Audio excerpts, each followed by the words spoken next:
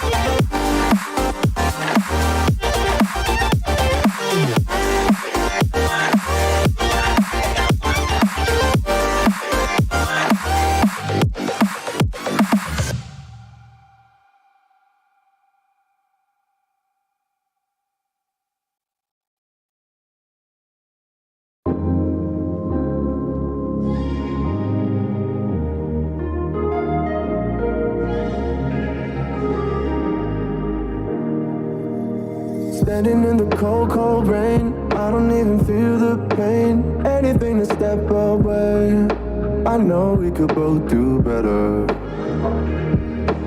Wish you would've left me here, now I'm just controlled by fear. What's the point in our reflection, if you never look in the mirror?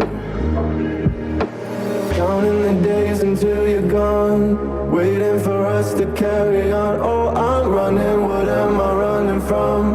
Time's going by, but where's the time going? I tried to give you everything, you took it all and took it for granted. If you're still falling out of love, maybe it's 'cause it's not enough.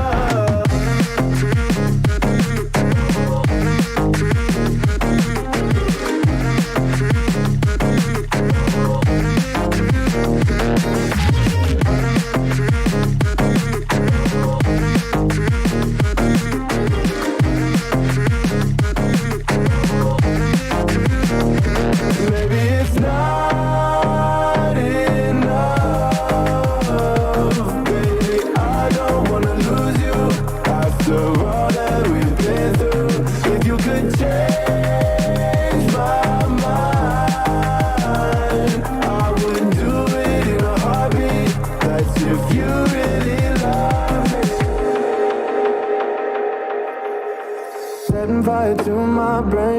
wondering how I'm to blame.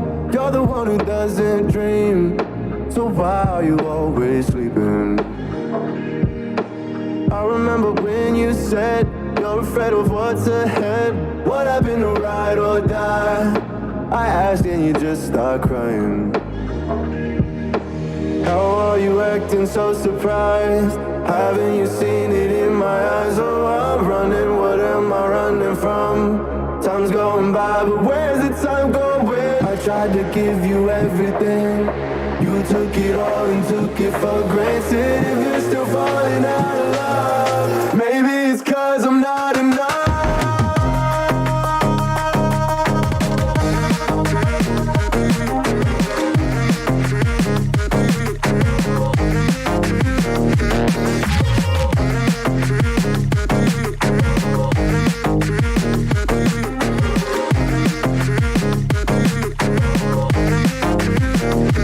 Maybe it's not enough,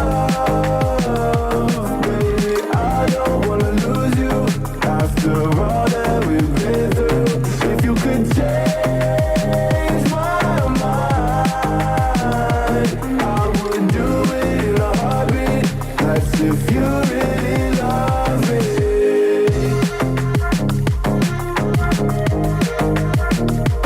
I would do it in a heartbeat. That's if you really love me.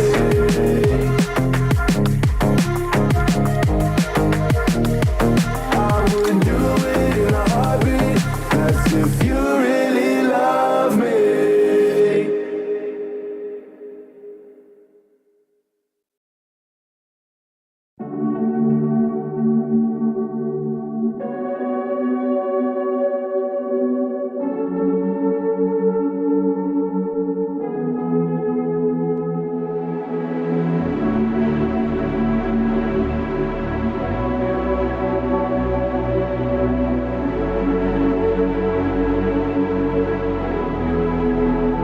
Don't search for me, 'cause I'm going AWOL. In my heart there's a hole, yeah. And in my head there's a demon, I can't take control. I took too much, locked myself in a room, just my six and myself, yeah. It's getting hard and I think I'm doomed, 'cause everyone left.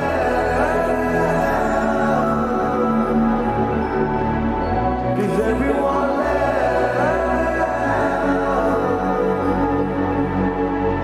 Cause everyone left.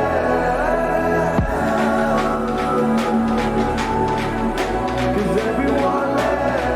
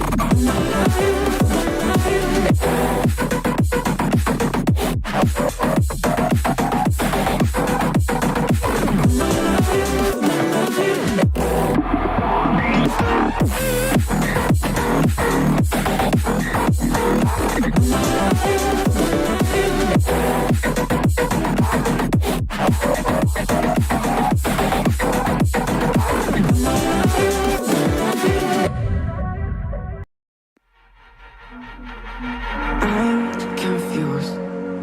Internet's gone loose, so time is through. Making love with you, so I'ma sit and just lay in my bed with the fries in my hand, getting stuck to the race with you. For a sleeping cruise now. Stress is getting just a little bit lower. Mine's getting just a little bit closer. Find somebody in my life that can make it for. I'll be lost, I'll be found in the broken. Way out in the crowd, feeling open. Find somebody in my life that can make it for. That one's just me times two.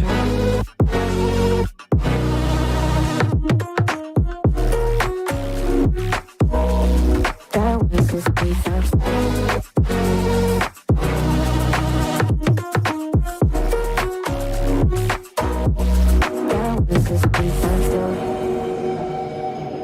I've been crazy, been thinking for too long now. Let it take on the world with two arms now. Got me singing right in the dark.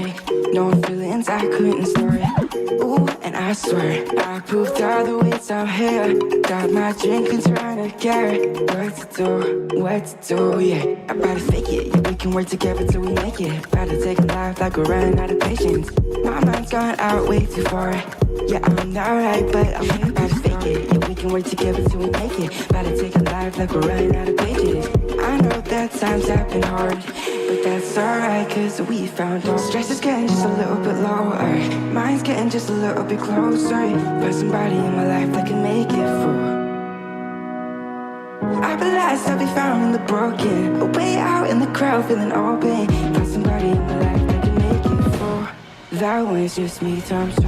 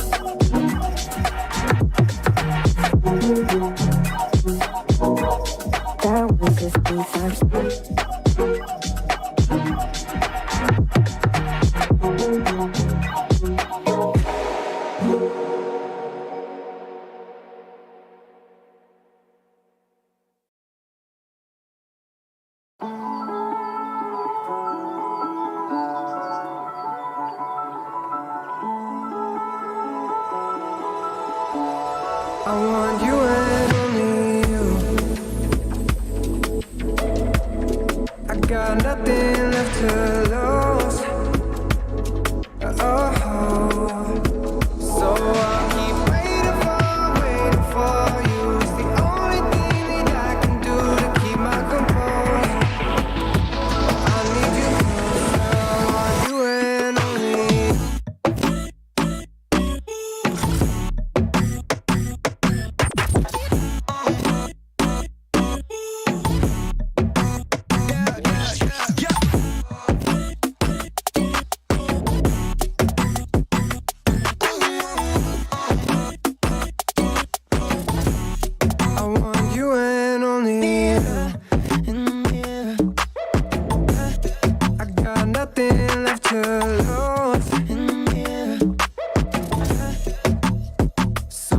Keep waiting for you. It's the only thing that I can do to keep my composure.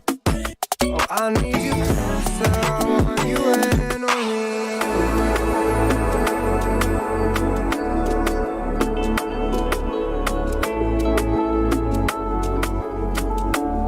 I want you and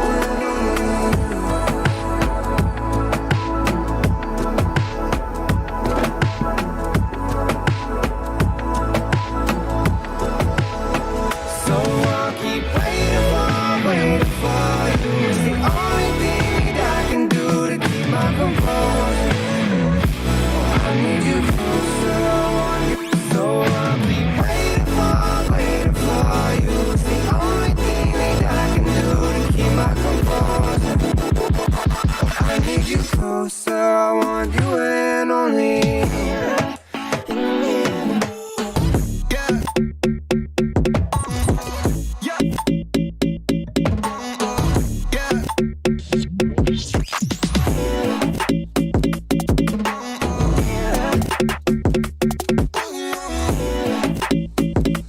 I need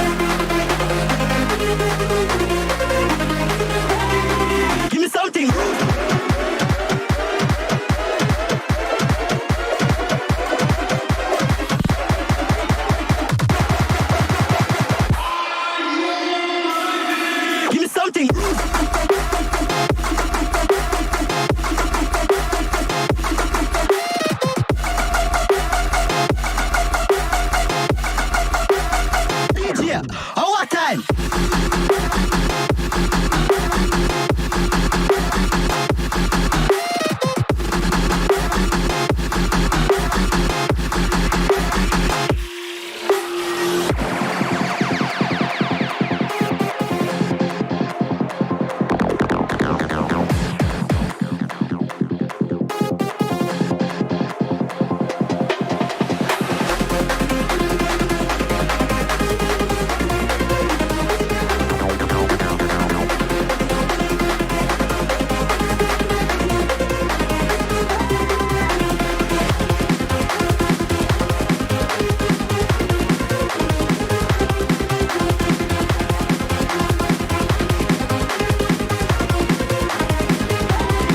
Give me something.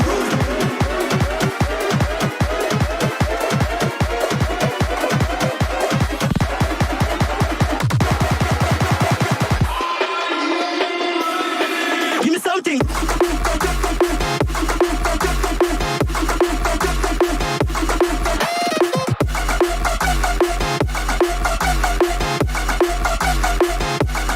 Oh, what time?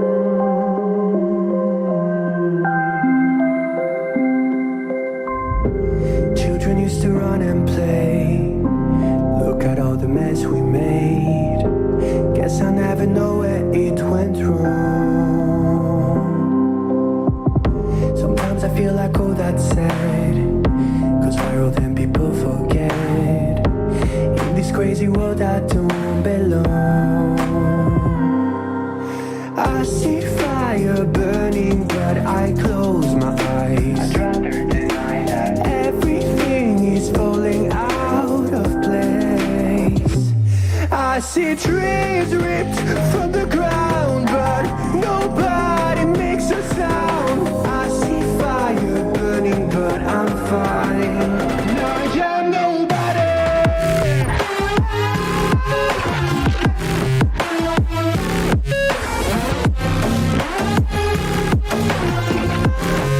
No, I'm nobody.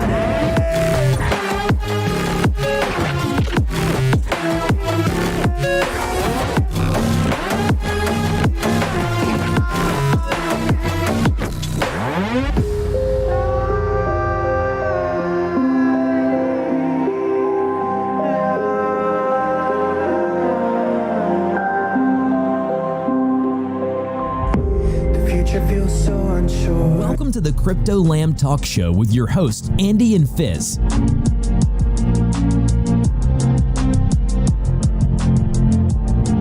Be sure to follow and check us out on Twitter.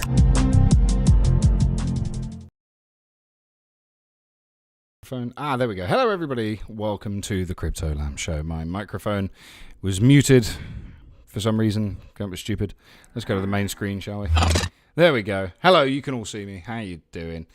So yeah, we are going to have a special guest on today. We were going to do one show, but it has been pushed back for now for reasons we can talk about another time. I just want to get some more details before we go ahead with that one. So I'm just going to call the boys right now. We're going to get probably Priest on here, and of course E4Echelon, who is of course the leader of the project EgoVerse. Hello, Priest.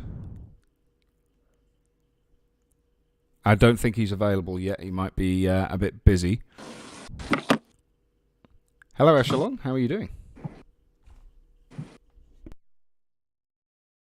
Morning, good morning. Good morning. I don't know if we're live or not yet. Usually he doesn't turn it on till like 10:35 for us to talk. So we could be live. We might not be. Just FYI. We're live. We're live. It's all good, bro. No, I know. So you having coffee or tea this morning?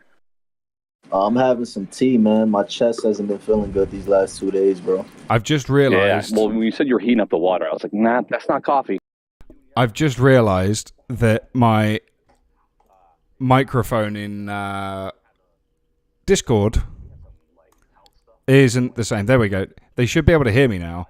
Yeah, so I had the wrong microphone selected in Discord, so I was talking to you guys, and you guys were talking whilst we are live. We are live. So I do apologize for that. That was my mistake for having the wrong settings input. I don't think it's your fault, actually. If you use Discord often enough, you'll recognize anytime Discord doesn't update, it resets all of your inputs. So, like, if you have a bunch of inputs, like I do, and I'm sure Andy does right now, if you don't check that pretty regularly, like, you will always be talking to people in chat, and then they'll have no idea you're not there. Like, it's a huge pain in the ass, honestly. It is. Hey, good morning, gentlemen. We're here with another episode on the lovely Crypto Lamb Show with Priest and Andy. Where's Fizz at? You joining us today? Unfortunately, Fizz has to take care of some stuff in our IRL, and he will be joining us in the near future, hopefully very soon. But Fizz, I'm sure he's listening right now, so shout out to Fizz if you're listening, dude. We miss you, and we know you'll be back with us soon. Yeah, that'll be happening in future shows. We've got some really cool stuff coming. Actually, the website will be going live very soon, and if you actually take a look at the Twitch page on the About Us section, if you look on the About Us section of the Twitch page. When you go to like my homepage, if you're watching this on Twitter right now, if you go to the About Us page, you'll see that I've updated some links. One of those is a donate button. So I put the donate button there because obviously, we have to, essentially, we have overheads, at the end of the day. But also I drink a lot of coffee. So if you want to buy us a coffee, that'd be much appreciated. And we have the Twitter page there. We also have the link to the YouTube channel. So we are now indeed streaming on Twitch, YouTube, and Twitter simultaneously, and which is pretty good. I don't think I think we've no viewers on YouTube right now, but I've got the chat open for YouTube, so I can catch that if anybody asks any questions and chats over there. So go ahead and put your tweets out, guys, so that we can put eyes on this, because we got some cool stuff to talk about. For sure. I will go ahead and do that. Give me a few moments. Our daughter has decided to learn how to roll over in the last bunch of days, and it's went from being like, oh, she's trying to do it, to like, oh God, I have to like baby proof so much stuff. So yeah, give me a second. I didn't tweet out anything at all, so I apologize for my delay. Yeah, no, not at all. It's all good. Yeah, no, there's a lot of things going on in the world, not just in crypto and NFTs and things like that. There's loads of things going on.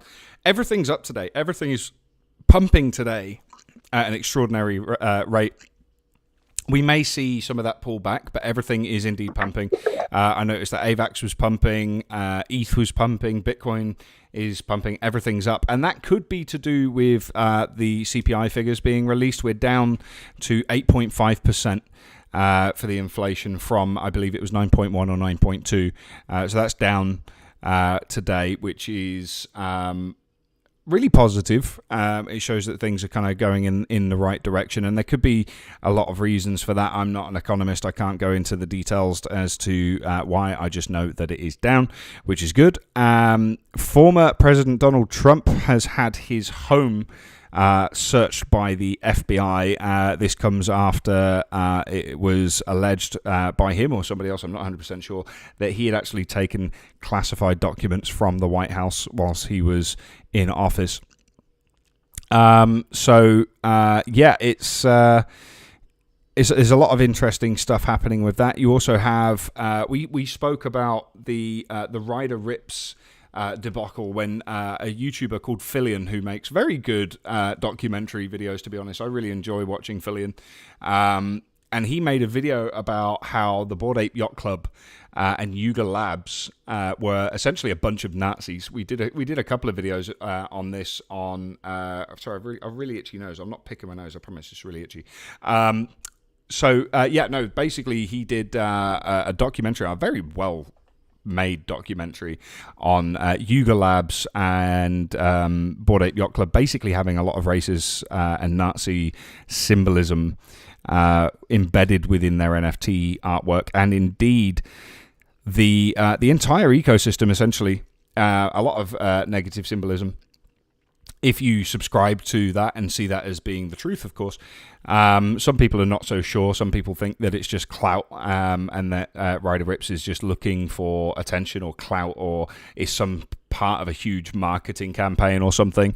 But now it's become apparent that the collective known as Anonymous, the hacker collective known as Anonymous, have sparked an interest in this and are showing support to Ryder Ripps and these people with regards to the NFT. The funny thing is that you end up seeing later down the line, when things have been going on, that there'll be some sort of documentary on Netflix, that will come out eventually about this whole situation with Bored Ape Yacht Club being one of the most successful NFT projects ever, period. And then you'll end up seeing, how Anonymous got involved, and there was this and that and all of this other stuff going. So, it's very exciting stuff, and it makes sense to kind of follow it.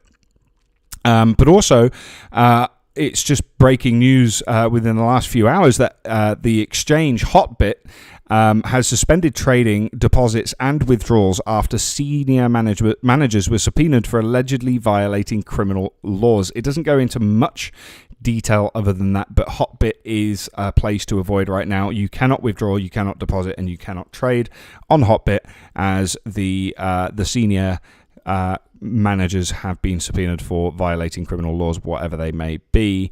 But obviously, with it being crypto, it is probably financially related, potentially, again. But, that is speculation at this point. It could be literally anything.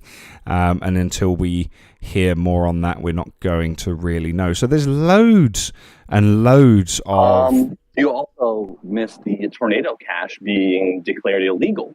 Absolutely, yeah. No, I missed that. So, so basically, for those who don't know, the US has made Tornado Cash illegal to use, which is really interesting. And I said, and a few others said on Twitter as well, it's really going to put it to the test to find out how censorship-proof Tornado Cash actually is. But essentially, it is now illegal for US users to use Tornado Cash. There's no other laws, as far as I'm aware, elsewhere in the world, but no doubt other places will follow with that revelation. So I think it's a good thing. I mean, ultimately, yes, a lot of people get into crypto for the to be anonymous, and they like the anonymous nature and being unplugged from the grid, so to speak. However, with all of these hacks and rug pulls and scams and things like that, I think it's good news that systems like Tornado Cash are being made illegal. So I was just looking at this picture here in terms of CPI inflation and real inflation. I just thought that was hilarious. So yeah, basically, there's a lot going on in crypto, and I can't help but think that quite a lot of it is fairly positive, to be honest. Loads and loads of good things going on. Sorry, I'm just looking. I'm laughing at the memes. Have I missed anything else?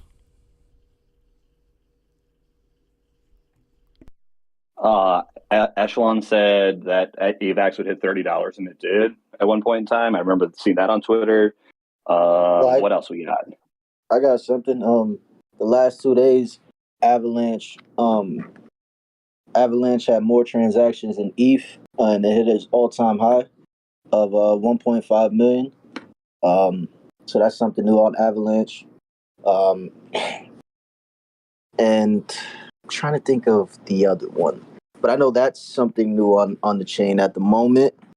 And like that Tornado Cash thing, what I'm thinking about with that is like, even though they banned Tornado Cash, they're gonna have to ban multiple platforms like that, because there's gonna be people that's gonna come left and right and fork it.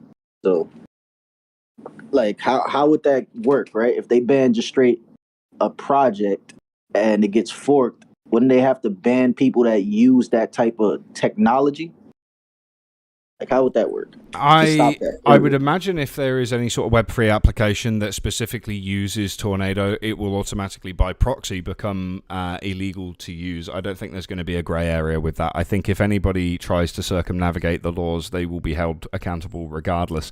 Anything that essentially aids and abets money laundering is...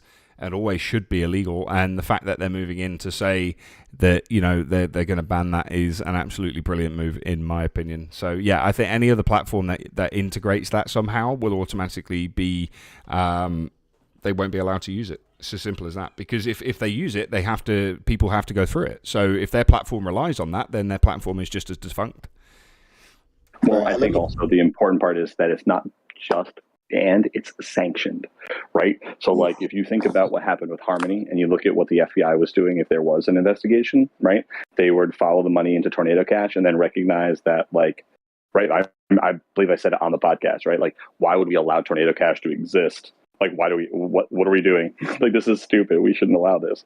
And it's just funny that, like, when you talk about sanctioning, right? Like, that means that anyone who puts money in there from any kind of country the U.S. can go after that, right? Like, that's the important thing there is, like, they're not just banning it, they're sanctioning it. So, like, if you use it, let's say you're a billionaire in another country, right? And you're trying to use Tornado Cash to, I don't know, maybe prop up your failing economy by turning your crypto earnings into whatever else and moving it around so people can't know who you are, etc.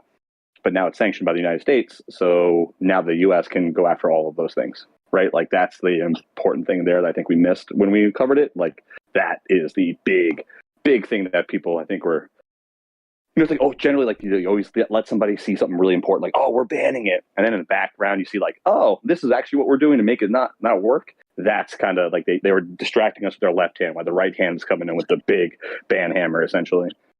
Yeah, what I want y'all to do is I'm gonna send y'all something in the chat right now. I want y'all to read this in the lines of Tornado Cash and talking about, if you potentially use this product, you're looking at 30 years. I put it in the chat. But Wow. another thing to ask about as well is, okay, we banned Tornado Cash.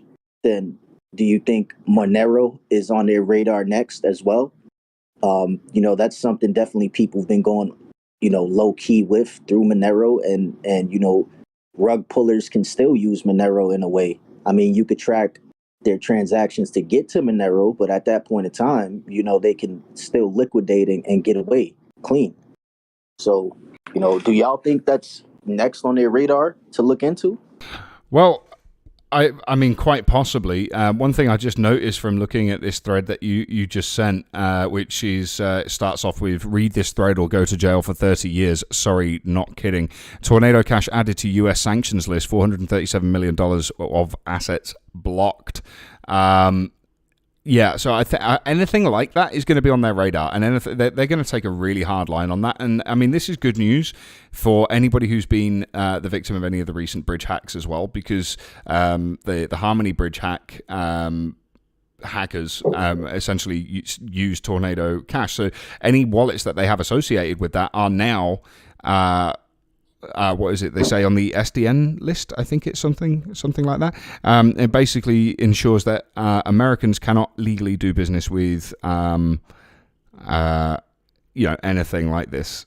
So it's the Office of Foreign Assets Control. Like America, the US have agencies for literally everything. Oh, another something else to talk. Something my bad, real quick, Bree. Something else to talk about too as well is what they done in America with basically printing $500 billion to try to stop inflation, and also hiring more people in the IRS. That's something else to talk about that I think you guys didn't talk about. Tons of people. All right, so hiring people for the IRS is actually a really good thing, because the only way for you to get after large people who are doing any type of abuse of tax breaks, right? I think that's the right way to put that. It costs too much money to go after those people because they have lawyers, right? So, and their lawyers are going to drag everything on and on and on. So, like, they never go after the small. They only ever go after the small guy, right? Because it's easy. I don't have an accountant. I don't have a tax accountant. Do you have a tax accountant? Maybe for your LLC, right? Like now, but like our Joe Schmo guy who didn't realize he was making mistakes because he's like, hey man, I work from home sometimes, right? And they click the button and they like didn't, they claim tax breaks they didn't have. It's easy to go after those people. So I think it's actually really good the IRS is hiring those people, because hopefully we'll get back some of the tax dollars that people should actually be paying. Because like, I don't know, I'm a firm believer that if like you pay your taxes and you care about your government and you get involved in that, then you'll know they're going to the right things, right? But if you don't trust that stuff, I get why people wouldn't want to pay their taxes. You know what I mean? Like, but you got to get involved, kind of a deal. But yeah, man, I think that part's fine. I think it's mislabeled. I don't think it's actually meant to curb a lot of inflation. If you look at it, a lot of the money is being spent on like renewable energy, etc. So I think the bill label is kind of effed up, but I could be wrong. I haven't read the whole thing. It's hundreds and hundreds of pages. It's always fucking full of pork barrel shit anyway. Right. And it's like, printing more money isn't the solution. Like, I don't know. And these guys, like, that's not actually true. I disagree with that. Printing money can be the solution. It's making sure the money goes into the people who have a higher marginal propensity to consume than currently. Currently, all the money that's been printed in the last couple of years has gone to the top like 1% of all earners, or even like top like 5%, right? Like, and if we look at giving them money, their marginal propensity to save, which is like if I give them $1, what are they going to do with it? I think that is the issue, right? Like, printing money isn't always a bad thing, especially when we've devalued the currency significantly anyway, right? Like printing more money it's already devalued, bro. Like it's, we don't have to get into that part. But what I meant was that if we give it to the right people, printing money could be okay, because giving it to people to spend to like pay their bills and shit is fine. It's when we give it to the people at the top who don't spend that money and then just save it and start depositing to earn interest. So then they're making money on top of making money. And it like, it's like gravity, man. Money, when you have enough money, it just makes its own money. You don't have to worry about it ever. Well, so essentially, we've been doing that. Yeah, well, essentially, that's what they're doing, though. They're gonna give money and put more money to hire more people and put more money in people's pockets. I mean, it's like these laws, right? And this is why a lot of them don't change. And so they can have wiggle room. Now, the people who have large amounts of money, and like you say, that have lawyers that it's more annoying going through them because they can fight back, they're able to wiggle through these laws as well. But who gets affected by it? The middle and the lower class. We're always going to see the shit end of the stick at the end of the day. And I don't know, man. Like, these. Something has to change. So I don't disagree with you at all. And I just want to be clear is that like I actually 100% agree with what you're saying. I just don't think that printing money can be a bad thing in specific circumstances. So like I just want to make sure that that was across. But you're right. The exploitation of the lower and middle class can be summed up in the Oreo experiment. I have a pile of 100 Oreos, right? You have a pile of 10, and Lamb has 2.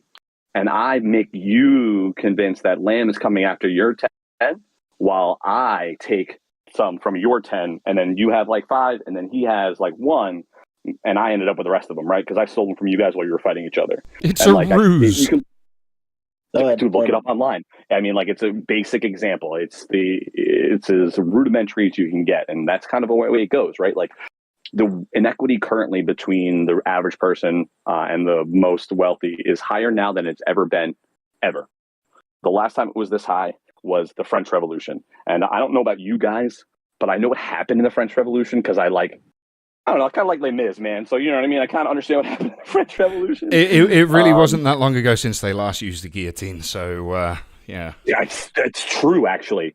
We're closer to the use of the guillotine than like how long cell phones have been alive. I think it was somebody said or something like that. It's wild. But anyway, that could be wrong. I apologize for giving misleading information out there. But what I'm getting back to is fun fact. Whilst we're just talking about timeline and history, fun fact, and I don't think a lot of people know this, but if you were to take the ancient Egyptian civilization, as in if you were to look at it on a timeline between when it started and when it ended and now. Right, the start of the ancient Egyptian empire, you know, the pyramids, everything else like that, right? Cleopatra, as in the pharaoh Cleopatra, that I think she was romantically linked to Julius Caesar or another Caesar, I'm not 100% sure. But that Cleopatra is, in that timeline, closer to the moon landing in 1968 than the start of the ancient Egyptian empire. That's... It just blows my mind. Yeah. I know I'm going back here, but we can lead right back into it. It was in the lines of something y'all was touching on earlier. I feel like yeah, I agree with you guys as far as banning like services like Tornado Cash and looking into things like Monero. I feel like it's inevitable that a lot of regulation is going to happen, and what I feel like they're figuring out to do is taking pieces of blockchain tech because it's undeniable and integrating it with Web 2 tech. And that's kind of like how they're going to move with regulation down the line. And I feel like as much as people like being anon and decentralized, I mean, let's be honest, bro. We're on these people's smart grids. They got satellites all over the fucking place. How anon really are you? Like a VPN, they can crack through that. They have technology that can crack through these VPNs that they're selling. That's right. A VPN does not protect you from the government. It just doesn't. Yeah, and I'm like, yo, if you're not a big fish moving millions of dollars and billions of dollars, like, come on, bro. You're buying a couple NFTs. Nobody's gonna fucking hunt you down and try to rob you or do anything malicious to you. You know what I'm saying? I don't always agree with that sentiment because I felt that same way. And then look at what people have done to like Twitch streamers who got famous. So like what happens if you're playing, like what if you become famous and your wallet now is something that you have advertised as a hardware wallet in your home, right? Like, and people can link things through that. Like, I know why we don't keep that there, right? Like people can find my address. Cool, man. We got nothing in the house, right? Like nothing's of value in my home. Like we are not stupid. You know what I mean? Like you never know. But I that is my fear, right? Like my fear is that like we talk about not having privacy, and I don't think that privacy itself is a bad thing. I think privacy from the people who are next to you is fine as long as you have the ability to prove you are you and you did transactions and they can be auditable. I think that's the important part that privacy means, right? Like because there is the. What about? There's a key in what you just said though.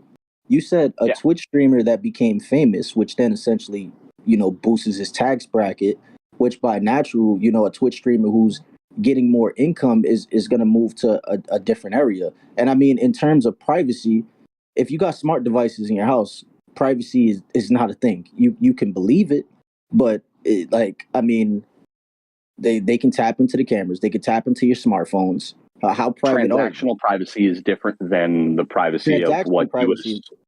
Right, transactional privacy is way different. Well, that's what I think so one takeaway you got now these washing algorithms, Tornado Cash, are essentially banned now, illegal. Everybody's just going to have to launder their money like everybody else through Deutsche Bank or HSBC. Exactly. Yeah. Everybody just has to do I it. agree with you, and just to be clear, man, that's like Mexican cartels. Look that shit up. Like, they've been doing that shit for years. And Deutsche Bank is real bad with that, man. They've been caught doing bad things since like the early 2000s. Yep. That goes back to those paper releases. What were they called? Well, I missed that one. No, it was a massive document dump, wasn't it? Something terabytes of information years ago. Panama Papers. Yeah, the Panama Papers. That's the one. Yeah, so it goes kind of back to that. I essentially agree. Nobody should be able to just look up your wallet and see your day-to-day spending or big spending or what you're holding on the wallet. There needs to be some type of regulation to mitigate malicious activity from people getting scammed millions and thousands of dollars. It's fucked up. People getting rugged and people being able to get away with it. I mean, there's like projects right now, like not going to say the blockchain's name, but it's heavy allegations from him, and it was somebody known on Harmony that's building a chain right now, and he's able to wiggle through the cracks, and there's solid tangible proof on him, and I'm just like, things like that shouldn't be possible, like especially if it's provable. That sounds spicy. Oh yeah, dude, you can look it up. Have you heard of? I don't want to say the person's name because I don't really know enough about it, but I do know about Holy Grail because I've heard about all of these people who got rugged with Holy Grail. Yeah. In fact, I've actually got an article open here. Is this about Echelon? Well, yes. Not him, but yes, someone who shares a fucking similar name. Yes. Right. So just to clarify for everybody, just to clarify for everybody that's watching right now, we have E4Echelon, who is the owner of EgoVerse, which is now a legal company in the state of Florida. By the way, congratulations on that. That's awesome. This is not the same guy that was listed. Somebody posted a tweet about it, and then somebody else tagged E4Echelon underneath it. Which I had to then explain and be like, no, these are different guys that unfortunately share a similar name. So it's Carson Clock. Although, I mean, if that's his real name, I don't know, it feels like a meme. You make too many jokes from that. But he's based in, how do you pronounce it? Is it Boise or Boise, Idaho? Who has basically been, he's basically been a serial scammer, according to this article. I don't know enough about it. I'm still kind of in research mode. So is that what you guys are talking about? That's what I was referencing. Yeah. Honestly, like it's my thing with that is like two people, because I was gonna launch a collection on there, and I was talking with him, and he was DMing me like direct updates from the chain, and someone just messaged me. I looked through the article. I read everything. Like, it was even more in depth than that Medium article that's out. And I straight up DM'd him because I'm like, I'm not gonna just run with accusations and run with a train. Run with a trend. I mean, so I was like, look, like, would you guys be down to like dox and do a direct KYC? And the owner of the chain directly, or the co-owner, which I'm suspecting they're thinking is this Carson guy, he straight up told me, like, we have representatives that are going to do the AMAs for us, but the core team ain't going to dox, and the core team isn't going to do AMAs. And I'm like, that made me step back. I was like, look, there's some allegations out against you. Like, clear this up. It's real easy. All you got to do is get on voice channel on a video chat, and you'll clear your name. So that raised the suspicious eyebrow on my end, because I'm like, that's something quick you could do, like just to shut down the noise. And he was like, somebody else is going to do that for him. I was like, okay. So I stepped back from overall wanting to do anything with their chain because of that. So he's straight up paying somebody else to dox themselves, Yeah, but not him so he can remain anonymous. Bro, Yeah. I'm sorry. Fuck that shit, bro. Like, I'm gonna be as frank as I want to be. Like, thank you for being honest, but like, I'm not gonna say that person is doing those things or not doing those things, because clearly that's a secondhand conversation that I'm hearing, right?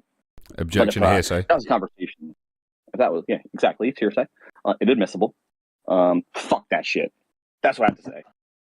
Yeah, if somebody right now came at me, right, and put like allegations on me, like I will clear that up immediately. Like, you not saying that, like the way they're responding, like some of their team members, is very unprofessional. Like on the thing I was tagged in that you're talking about, and I was like, they're talking about haters and stuff. I'm like, bro, this is not how you conduct yourself as a professional running a blockchain. Like, you guys are going about it the wrong way. If there's allegations about you, you clear it up. Like, if somebody was to come out and say something about me, I'm addressing it right away, because I'm not leaving room for questioning or room for the other party looking like they got one up on us. It's the same thing as you guys. Like, if someone called you directly, I'm pretty sure you guys are going to be on fucking Twitch Live addressing that shit right away. Right, it's an interesting thing, because I mean, it can actually, like, things like that can work in your favor, but they can also work against you. Controversy. In fact, it's like the whole thing. It's a whole saying: news is news. Controversy is controversy. It still gives you eyes. It still brings you numbers. It's like when we were talking about the Ryder Rips thing with the racism in the NFTs and stuff like that. So the article that I'm looking at on my screen here, Harmony Magdalia, is this one. I'm just going to put that in the Twitch chat now.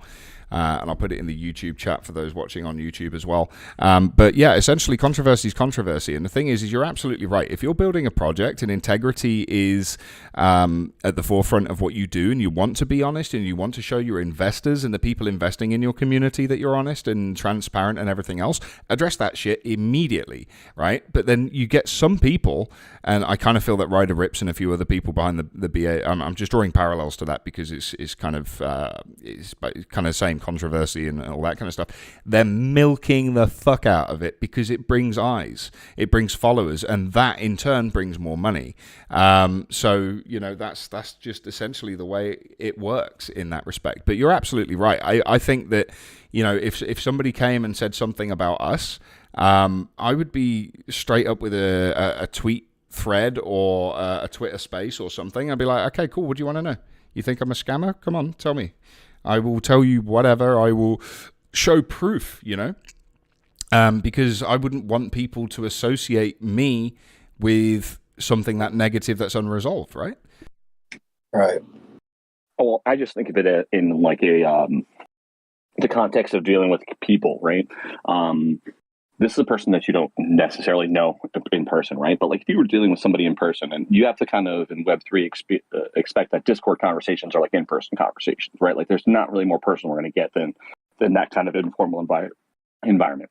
And the reason I bring that up is like when you deal with people who have made a mistake, and then you ask them about the mistake they made, there's three responses, right? There is the deny till you die, the be accountable for it, or the I'm not going to talk about it, but I'll talk about other things, and I'm going to do everything in my power to not bring that topic up ever again, right? Like those are like the three things you get, and there's only one response that I find worth dealing with in the future, and that is when somebody's accountable and they're like, listen, this is what I did. I fucked up. I'm not really sure why. This is what was going on. Like, I don't know. I would rather hear, I don't know, I fucked up, than somebody giving me a line of bullshit, talking circles around, or giving me like well, we're not doing that. Okay. Like, you know what I mean? Like, I don't know if that makes sense, but I feel like when you have those three options and you deal with people in an informal environment, you get their real response.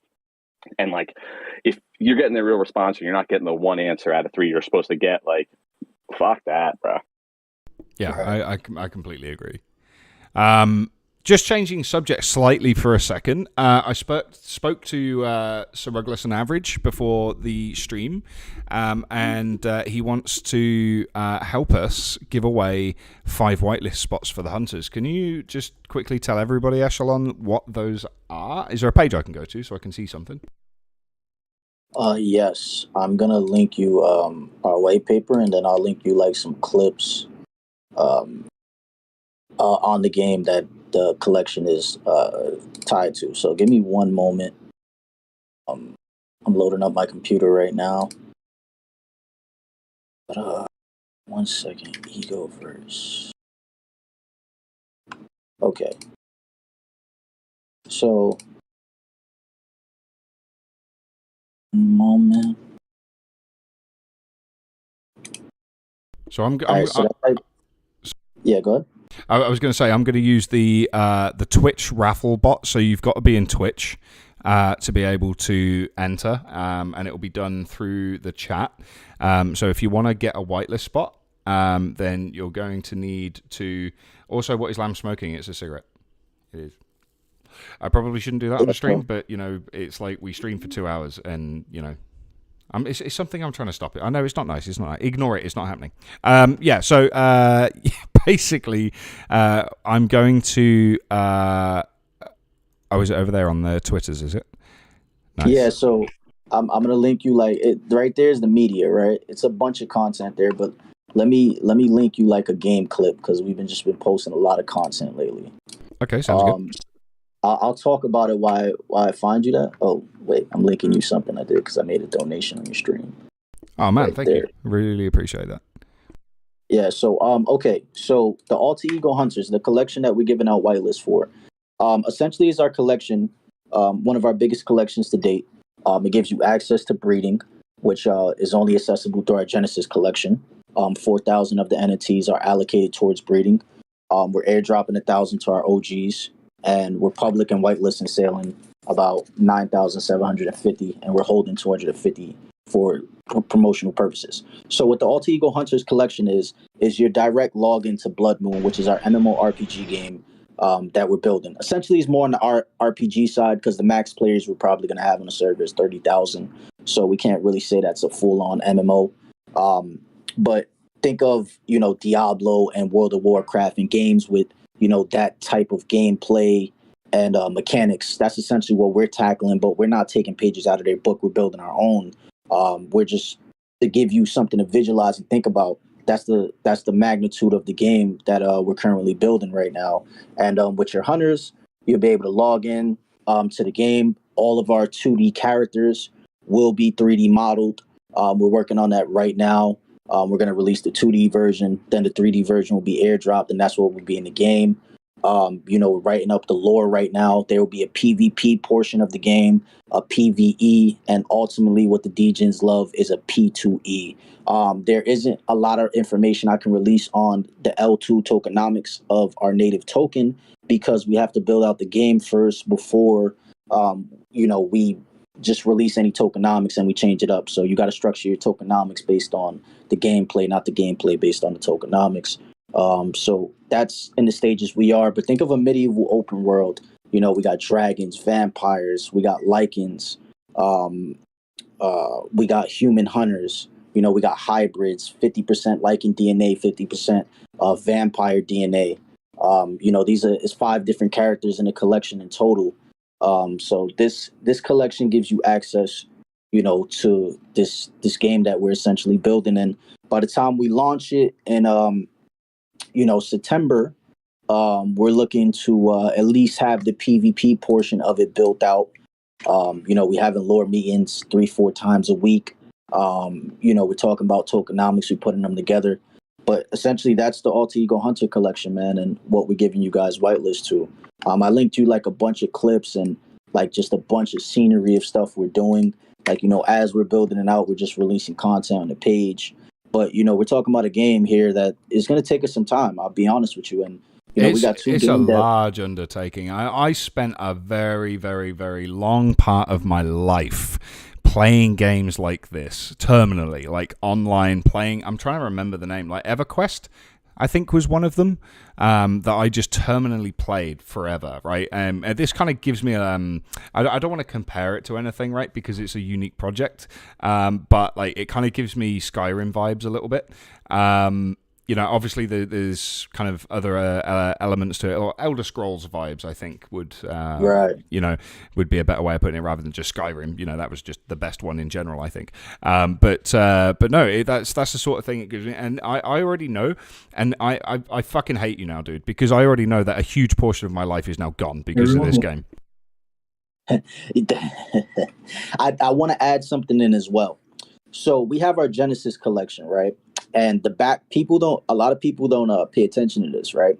So we have like it's 5 backgrounds. It's red, blue, white, green, yellow.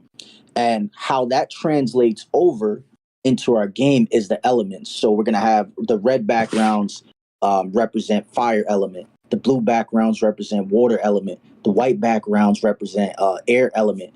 The yellow backgrounds represent energy element, and the green backgrounds represent earth/nature element. So this is different things that you can expect in Blood Moon.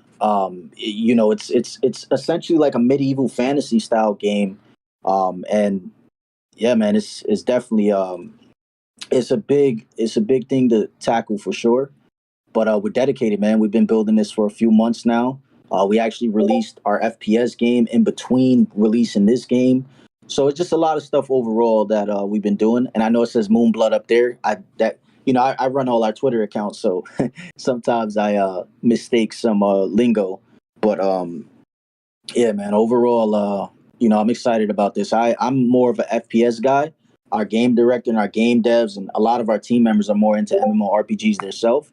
But I'm getting them into them, and we kind of just yeah, man, this is something this is a big beast to tackle. I won't lie, man, but it's huge, man. It's huge.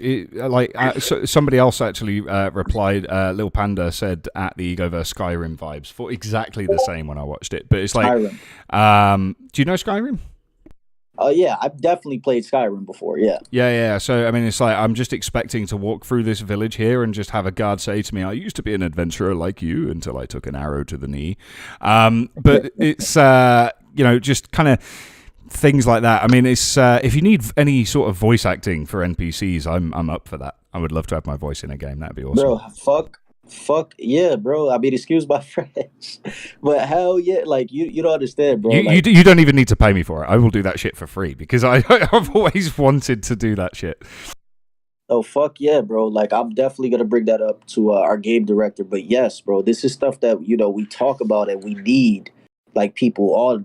We are actually, and if anybody's listening, we are looking for more game developers. Like we're looking for more people who have games that we've mentioned experience, because this is something that we're going to be, this is going to take us a lot of months. I won't lie to you. This is something that's going to be ongoing. Like we're going to build a marketplace. You think about it, there's going to be different armors, different weapons, different potions, like different stuff to buy, like Diablo and how World of Warcraft is kind of set up. Like we're aiming for that. And being that we're building on Avalanche, this enables us to be able to scale to the highest degree that we could put our fucking wrap our minds around, because we're gonna eventually transition into a subnet down the line. But initially, it's not needed. We don't even have 30,000 followers, 15,000 followers, or Discord members. So we expect not to have a high user base in the beginning. But one thing that I would say is on our side is the passion, the dedication, and the devotion to building this thing out, man.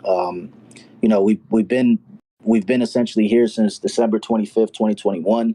I mean, like you mentioned earlier, like people now, the whole core team is doxxed fully. But there's another layer of security. Now you guys can actually hold us accountable for anything. Like there's somebody to blame on a piece of paper now, and the team members are going to be on the LLC as well. But we're ready for it. Ready for whatever comes behind it. And yeah, man, this is exciting, but at the same time, it's I'm trying to look for another word for it. It's exciting, but at the same time, it's a big responsibility on our hands, Huge, absolutely huge. And it's, you know, I mean, games like this absolutely need to be supported and embraced with absolutely everything. Because, in my opinion, like, Web3 games like this, play-to-earn games, NFT projects that go into games, things like this, you know, Priest's very own DeFi Tower, Rocket Monsters, all of these games, and arguably games like yours are going to be the first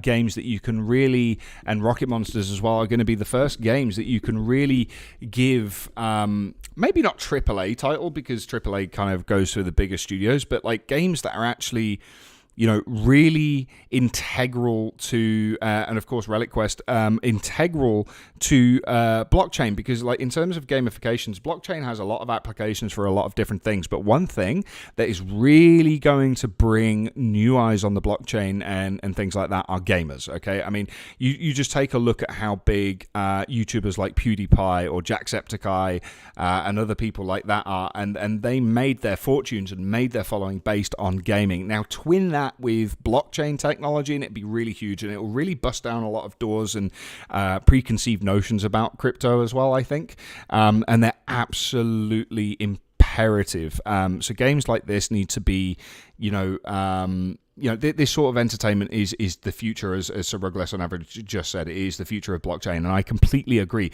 And when you look at a lot of technologies going back in history, a lot of technologies that end up being huge are usually ones that are adopted by the porn industry. That's already been done on blockchain in terms of the porn industry. There's actually a token that I got airdropped a long time ago called Taboo, and it's basically a website where basically porn stars can sell them their pictures and videos as NFTs. And then, of course, you end up with a plethora of other people who then start selling their artwork and photographs as NFTs as well, and it starts to explode out from there. Kind of a chicken and egg thing. But then the gaming industry coming into crypto is huge. I think a lot of them come to start up businesses and they stay where the money is, and then later it ends up being about passion and everything else. It's absolutely awesome. So, I mean, massive kudos to you, dude. I mean, not only for doing the project that you're doing and building what you're building, because it is amazing, but also for becoming a legitimate company as well. That is huge, because, there's so many projects that get set up. It's you're distracting me, Sir Rugless on average. Andy's saying my name correctly. A miracle has occurred, because for those who don't know, in the beginning I was calling him Sir Rugalot, because that was, I don't know why, I was thinking about rug pulls and things like that, so I just kept calling him Sir Rugalot. But his name is Sir Rugless on average. Great name. Great name. But yeah, no, just honestly, again, I mean, just I've got to say it, because you're doing incredible things, man. Compared to a lot of other projects that are out there, everybody's doing well, considering. I mean, you're doing all of this during a bear market as well. That should be highlighted as well. I'm just so excited, man. Just so excited. I do want to get you and Priest's feedback, because I was having and not to cut you off. It's just, I was having a conversation about this, actually. I think it was yesterday or the day before. Actually, no, it was the day before. It was another AMA I was on. And shout out to Kyra Network. Just a shameless plug. But basically, what we was talking about was what is lacking on the GameFi scene. And we was talking about specifically on Avalanche. And I was like, what I feel like is lacking is the entertainment value. There's nothing keeping people that wants to keep playing the game without thinking about just liquidating their token. I mean, you got like cookie clicker games, where it's like gamified clicking buttons and a little animation, but it's not a game. So what we're tackling with this is essentially the entertainment of it overall. And, my question essentially is, what do you guys think is lacking on chains like, we like Harmony? Because I see good games over there, and Avalanche, like the smaller chains compared to the bigger chains, because there's big things going on ETH and Solana on the game side. So what do you guys think is lacking on the GameFi scene? My answer is the entertainment value and wanting to keep people there, and like the constant updates of like lore, quest, and things like that. So yeah, what do you guys think is lacking on the gaming scene, on the blockchain, on smaller chains at the moment? My opinion is I mean, not necessarily lacking. I think all of the pieces are there. You got people developing some amazing games. You got people that are creating media, such as movies, which are then being sold as NFTs. Same with music, that's being done as well. Again, going back to mentioning, porn as well is being done on the blockchain as well. Whatever people might say about porn, it is something that has been around forever. It's something that's never going to go away. And there is more and more of that coming to the blockchain as well. And then of course you've got various other artists that are able to sell their work through NFTs, and it keeps everything fair. Even Johnny Depp is selling NFTs as well. So I think all of the pieces of the puzzle are there, but the problem is how complicated it is for a lot of average users. And that's the problem. I mean, to me and you, it's easy. We can set these things up. We can add the RPCs. We can add the wallets. We can do all of this stuff all day long. We know how it works because we're terminally in crypto. That's what we do. But to anybody outside who then says, oh, I really like the look of that NFT, but I have no fucking idea how to get ETH. I have no idea how to get AVAX. We had 3 winners on this show, on the last show, that basically won $50 each. I gave them $50 each of AVAX. It took me 2 days to bridge that shit to send it out to them, right? It's too complicated, and some of it is just, it's not very well explained. You need more people creating better tutorials. I mean, as a content creator myself, I think that I need to kind of take that upon myself to do that a little bit, and not enough people are doing it in easy to follow steps. So I think I'll be doing some of that. But ultimately the platforms themselves need to become a lot more easier, but without sacrificing security. We've just had another site compromised as well, a front end compromised site. I've forgotten the name of it.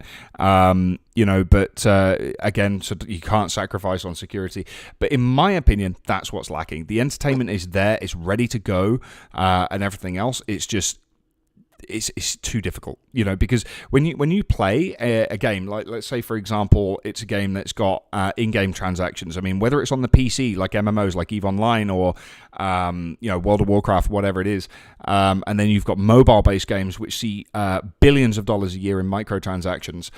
It's easy to do because it's point and click. You can just double click on your iPhone and it will go through your Apple Wallet. You got your credit card, PayPal, whatever. It's so easy.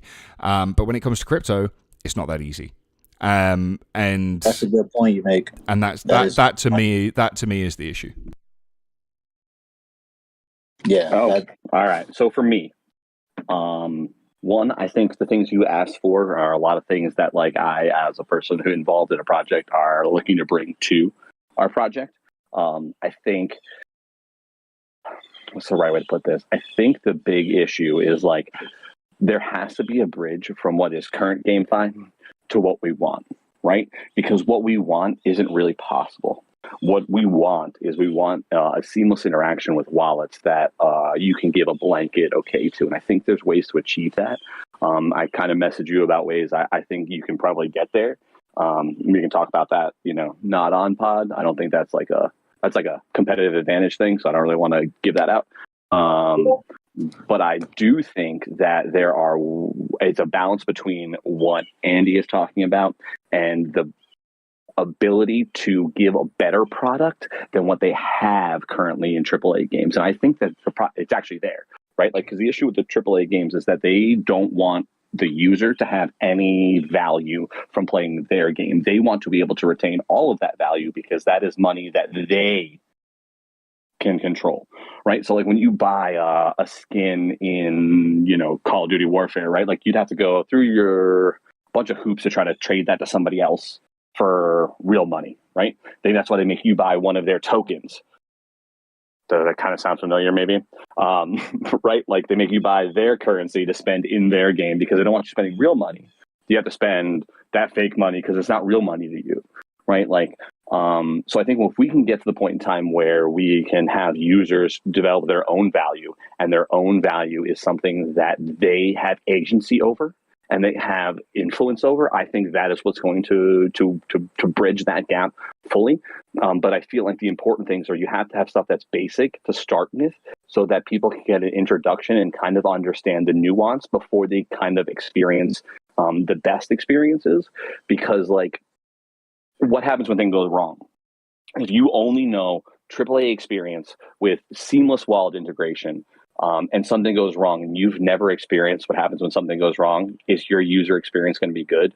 No. And there's no fucking customer support on any projects, right? Like, we try, but like, if I'm up for 16 hours a day and someone has a question while I'm asleep, like, we hope the community will help, right? But like, there's no dedicated support structure for like when Harmony RPCs go down, or if Solana itself is experiencing a hack. And I feel like that is one of the issues that we need to tackle for current adoption for massive amount of people. Is there has to be some kind of like ability to go from clicking a button to run an idle quest to like being immersed in a first-person shooter battle royale where there's like loot that is randomized and you can't actually figure out what that loot is ahead of time, but you made a play to get to that spot, and like now you need to defend that area. I think there's a way technologically we need to bridge some stuff there, and I think that it takes onboarding skills like Andy's talking about. So like if you ask what's missing, we're missing onboarding and we're missing the interactivity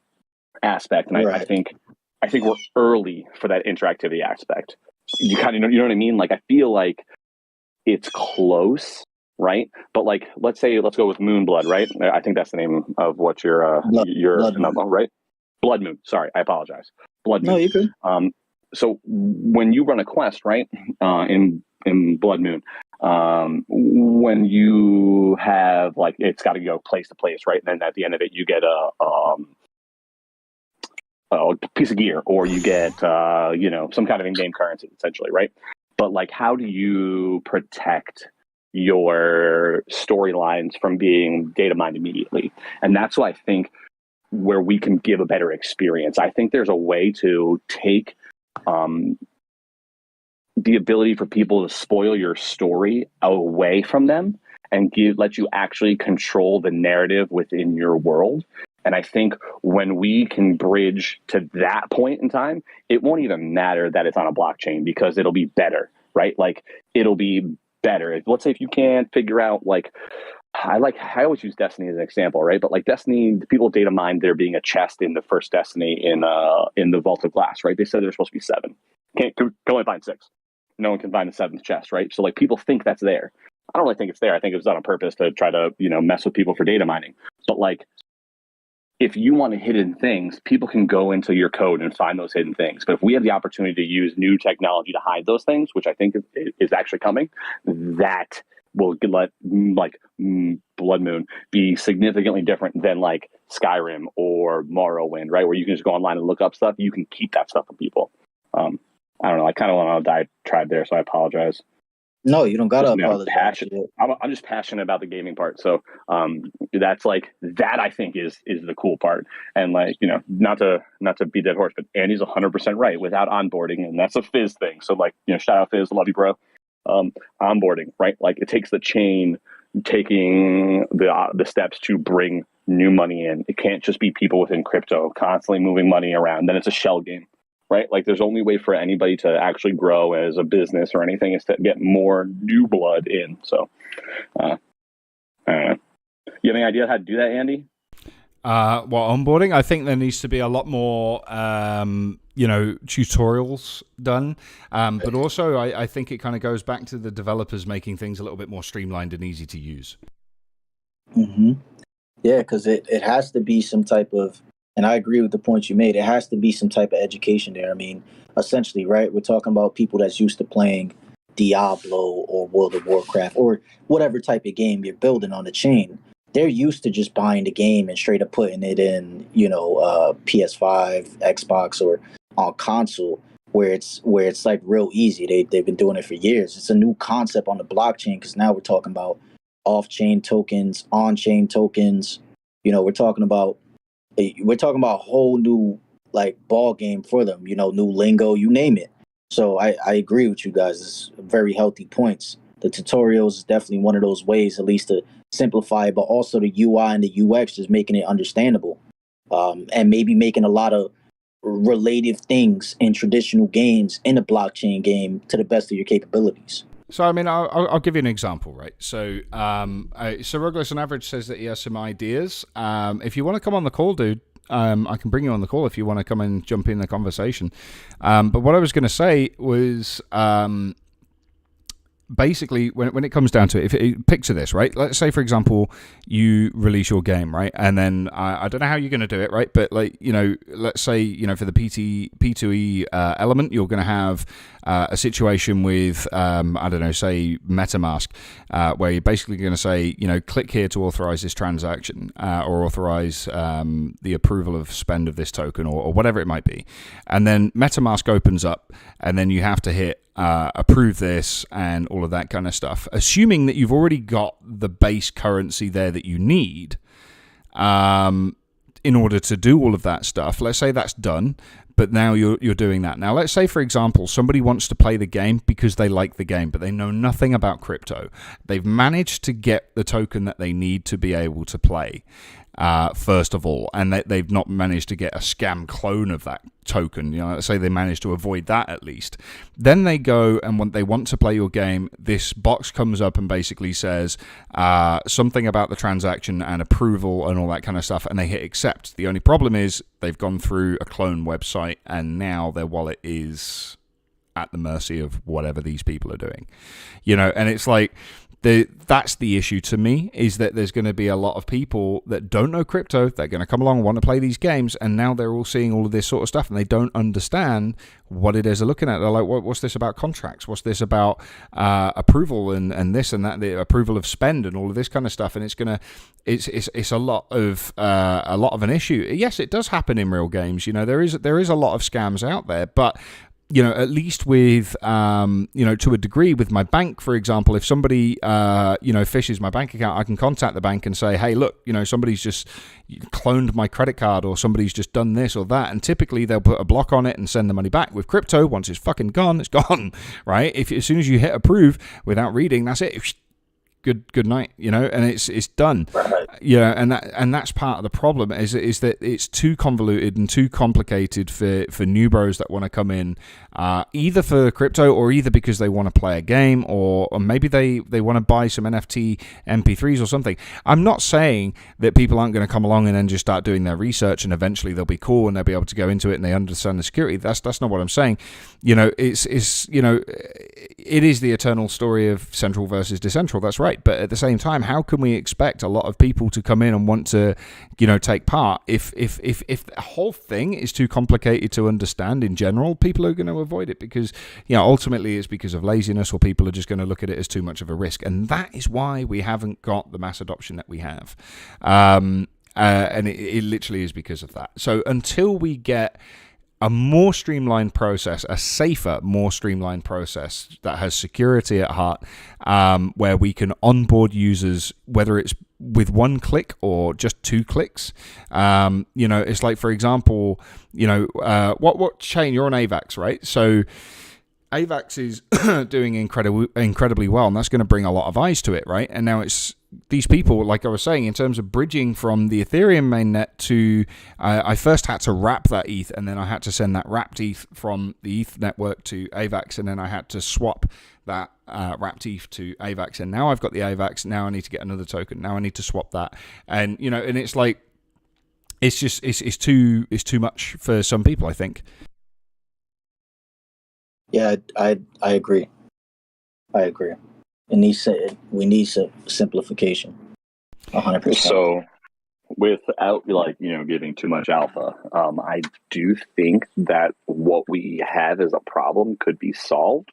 The issue is like there needs to be legislation, because it's going to take multiple years to craft the solution to this problem, right? Like it's going to take years and years to make a actually secure Steam, right? Yeah. Like, for lack of a better term. Yeah. Steam.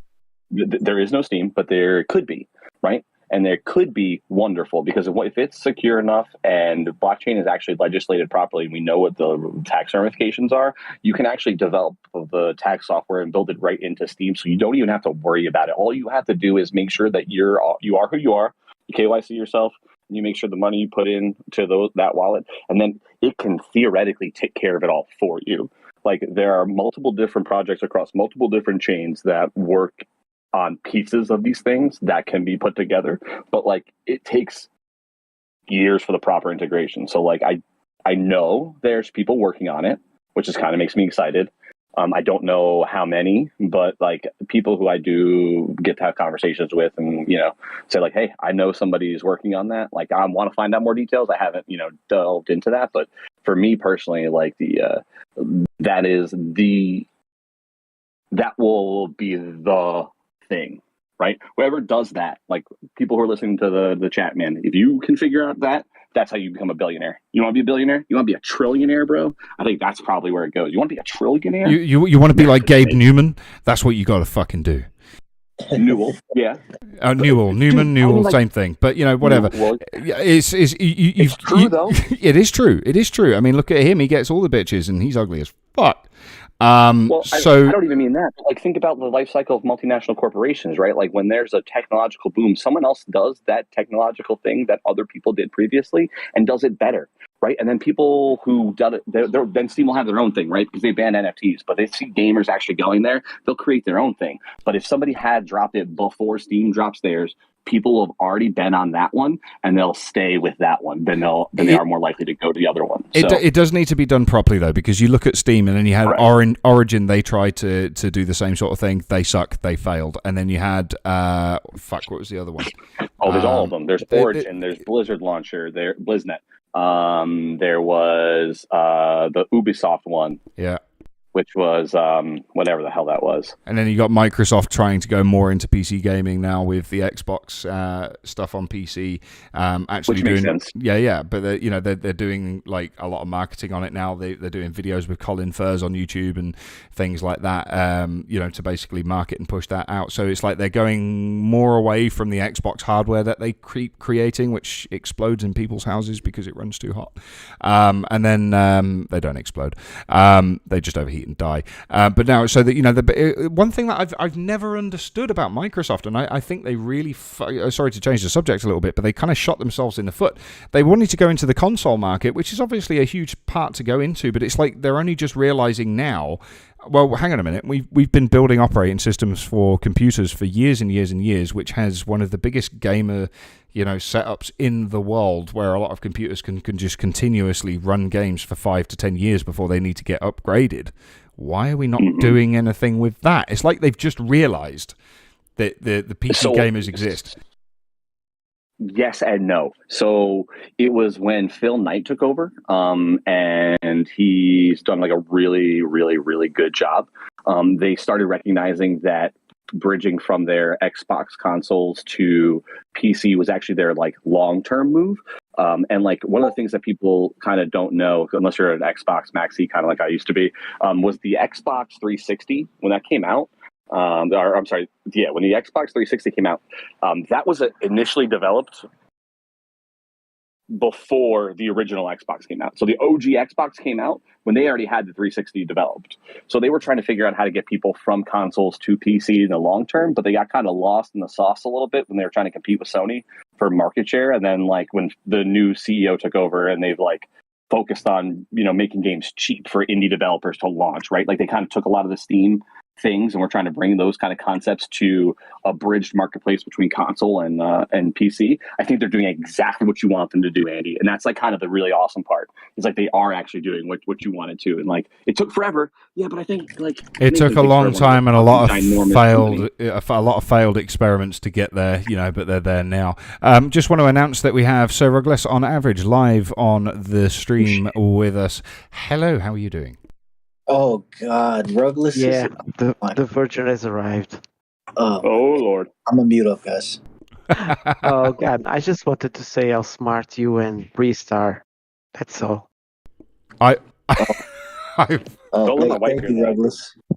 No problem. No, I just wanted to say that. Yeah, I also believe that the main problem about bringing more people in is the difficulty. It took me like 2 weeks, like 1 week more than Echelon to understand how AVEX works. So it's pretty rough.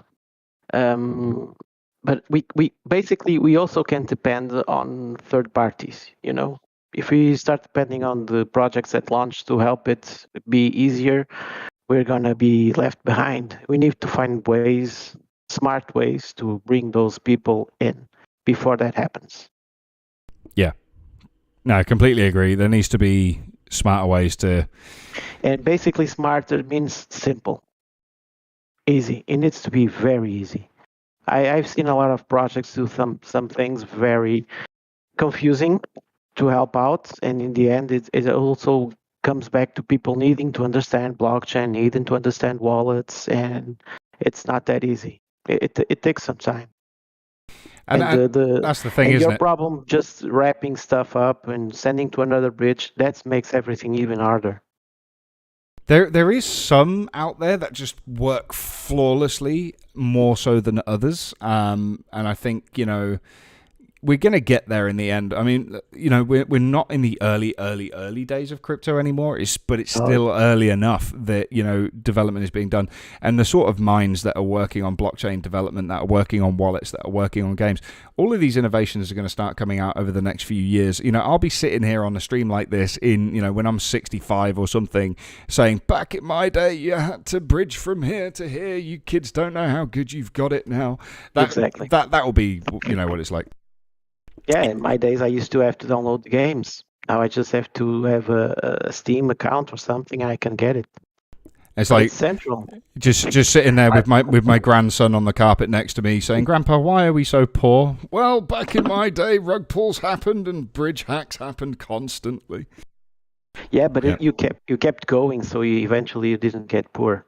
Well, you just end up to the point. But I mean, because of inflation, I might be able to afford a mortgage on a caravan. Oh, a caravan, that would be awesome. Yeah, exactly. It's like when you can come over to the rest of Europe. Man. Yeah, it's like, grandfather, why do we all speak Russian? Yeah.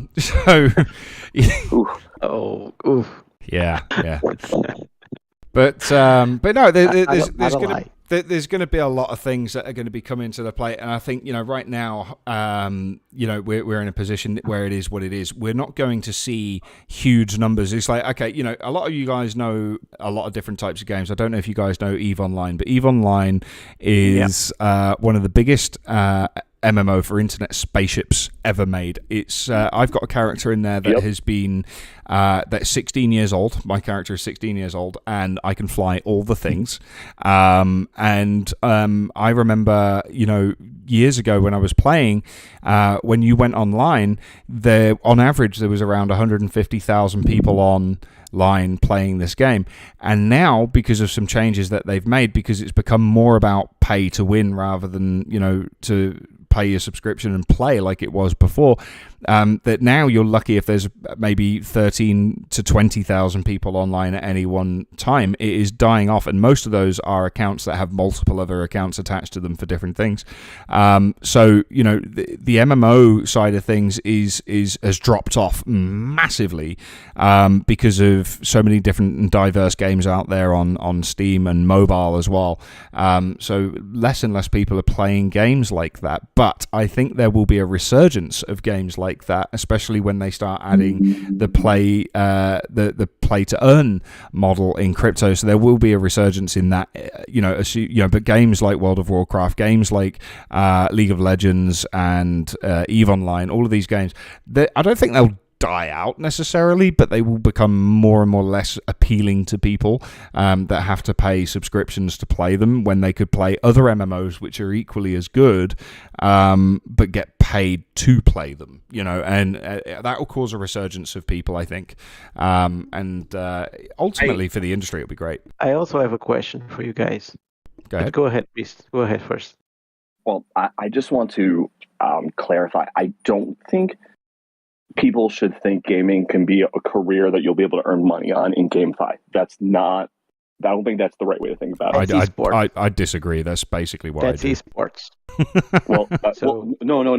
And what I mean here is that, like, the important part of GameFi that people need to recognize is that, like, these things in which you earn in the games can have value, and you can choose to sell those things, and you have the opportunity to do that and actually have it be a currency that you could utilize somewhere else. And I think that is a great thing, right? Like, I think that's awesome. But I don't think the average person playing for like an hour a day is going to have the opportunity to like make a career out of it. So I don't want people to like think that. But I feel like not people in your who country. That's fair. All right, That's so the like other you're part. right. Yeah. Yeah, that's right. It is the world, right? Ideally, the whole world should have the same lifestyle, but it's not like that. So, and That the is fair. prices are not That's the same. fair. But yeah, That is it's fair. I like apologize. just like esports. Esports on Japan are huge. On America are huge. On Europe, not as much, but they exist, and lots of people make money out of it. So I think it's again the difference perspective. But yeah, we shouldn't all expect to be millionaires just by playing a gamified game. Well, no, I mean, nowadays the way it works is I want to be a millionaire and I want to be famous just because I'm on social media. That's how it works, right? You don't actually have to have any talent or do anything. You just become a person. You become a personality and then you're just automatically famous. That's how it works. Yeah, that's Echelon. Or you go on Big Brother. You know, you have a mediocre kickboxing career and become Andrew Tate. That's basically what it's about. But what? I just have one that question. shit sitting down, Echelon? Oh my god, I heard that shade, bro. I can feel it over here. He's sleeping, man. He's sleeping now. I'm talking. He's going to bust through my door with a cigar. No, you guys, I'm just listening, bro. You know, sometimes you just gotta listen. Yeah, you didn't listen. I know you didn't. Yeah, you guys are talking about stuff that's beyond my knowledge right now, so I'm just taking it. Oh, you're a great gamer. Now, I just have one question. What do you guys think will happen when Steam, Epic learn optimize the best way to make money out of NFTs? Do you think everything will still the same? Will be the same? There won't be changes on their projects? Right now, Steam are avoiding it like the plague. Yeah, but what do you think will happen when they find out the best way to make money out of it? They already know. They already fucking know. They're waiting for some. Yeah, no, they do. 100%. These guys were not born yesterday. It's just like the same thing that people told me, and I believed it. That all the car industry knows how to make electric cars. When they have to, they'll be okay. They're not okay. Do you know who Thomas Edison is, right? You know who Thomas Edison is? Yeah. You do realize he drove around in an electric car. Yeah, I know. Right. So this is the thing. But the thing is, they all knew, but they still got behind because there's no money in it. They didn't expect to get better. There's no money in it. That's literally it. It's not even a better one. Well, at the moment, we're going to be going back towards more fossil fuels because they want to squeeze Elon Musk out. It's a bad idea, right? I mean, not only that, have you seen those things explode? They're worse than fossil fuels, right? So, you know, when it comes down to it, it's a great idea. It's a great concept, but the world's not ready yet. You know, no, there are better ones. There are way better solutions. You know, hydrolysis through water and things like that. So many other things. Even hydrogen is incredible. It's also really expensive to do that too. So, like, I understand. The important thing is recognizing what we've been doing currently is not sustainable and making more dramatic efforts to fix that, I think, is the important part. Right, but whether or not lithium-ion batteries are But dramatic efforts only happen when money is good. But the biggest thing about Tesla, and not a lot of people realize this about Tesla, but the only reason that their business model has been successful, despite the fact that they sell their cars at a net loss, is because they sell the offset carbon tokens to other companies like Volkswagen and General Motors and things like that. So General Motors and Volkswagen can sit there and say, look, we've got a lower carbon footprint. No, you've just been buying Tesla's tokens. Yeah, that's how it works. I still don't understand that gimmick. So it's a scam. I'm a polluter. Yeah, I'm a polluter, and I'm going to pay someone else to be green so I can continue to be a polluter. Exactly, and it's a complete scam. That's another economic. It's just like the IOUs and all the economic market, all the bank markets and all that. They just keep owing money to each other forever and ever and ever, and all of us are paying for it. Absolutely, right? And this is what I think when it comes to somebody like Steam. They absolutely know exactly how to fucking do it. They are not doing it right now because everybody is in that kind of phase. You're seeing more regulators and government agencies coming in saying you can do this, you can't do that. We need to protect domestic investors for this and all that kind of stuff. Steam will not want to have a fucking part of it, especially if they end up having a game put on their chain, which ends up being a rug pull. And now all of a sudden, because they've been promoting that project, are now legally linked to it and fucked. So they're not going to touch anything right now until there is better regulation in place, but they absolutely know how to do it.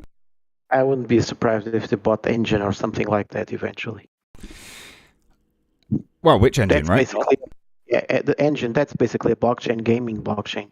Oh, I got you. Yeah, I mean, they quite possibly could do. Or knowing Valve, they might even create their own.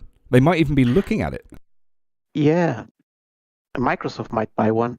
It's easier. If Valve make their own chain, can you imagine how many developers will end up on that? And but you could also imagine the amount of developers that then go over to a chain like that would then have to pay a fucking fortune to be vetted, to have all the KYC, to make sure that they're set up as companies, so that way if there is a problem, there is legal recourse for it. Because right now, when you develop a game that's not tied to the blockchain, you develop a game, you sell the game. People either like the game or they don't like the game. There's no legal recourse, right? You can get a refund on it and all this sort of stuff. But when it comes to blockchain and investing and all that sort of stuff, it becomes very messy. And that's why they're not touching it.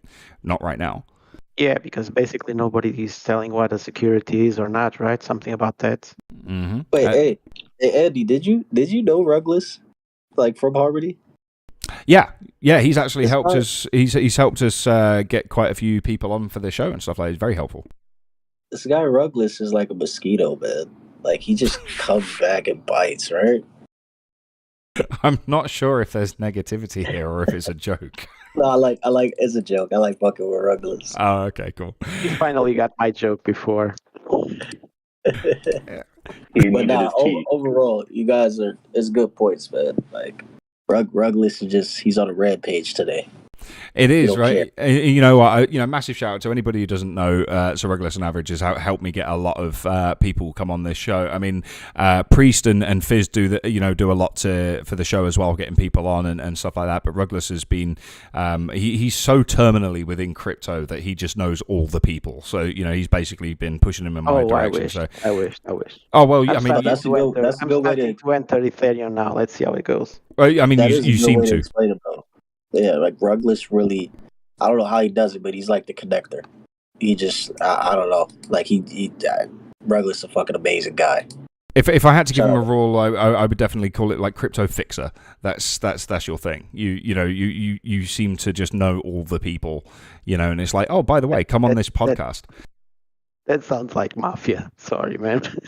Yeah, so basically, if Rugless on Average reaches out to you and you're a project and you refuse to come on the Crypto Lamb show, he will pop a cap in your ass. That is a fact.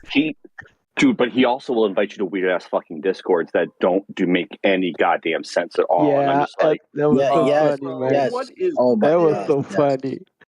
I just figured he's gonna love bananas. It's like so Rugless sends you it, so you join it, and you're like, oh, okay, maybe it's something I need to check for another. Like, what the fuck is this? Usually it is.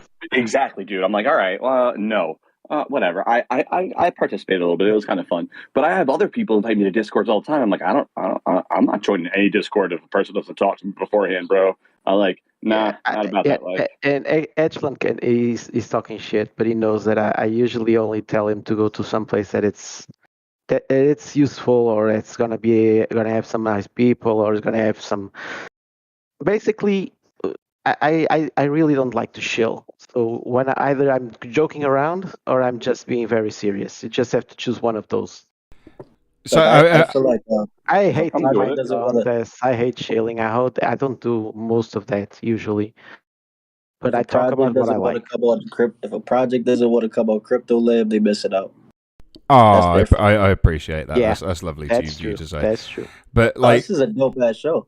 I like to think so, and we're only going to get bigger. We are making moves, and things are going to get crazy, and I think that's really, really cool especially for people like yourself as well that can come on here, and talk about what you do.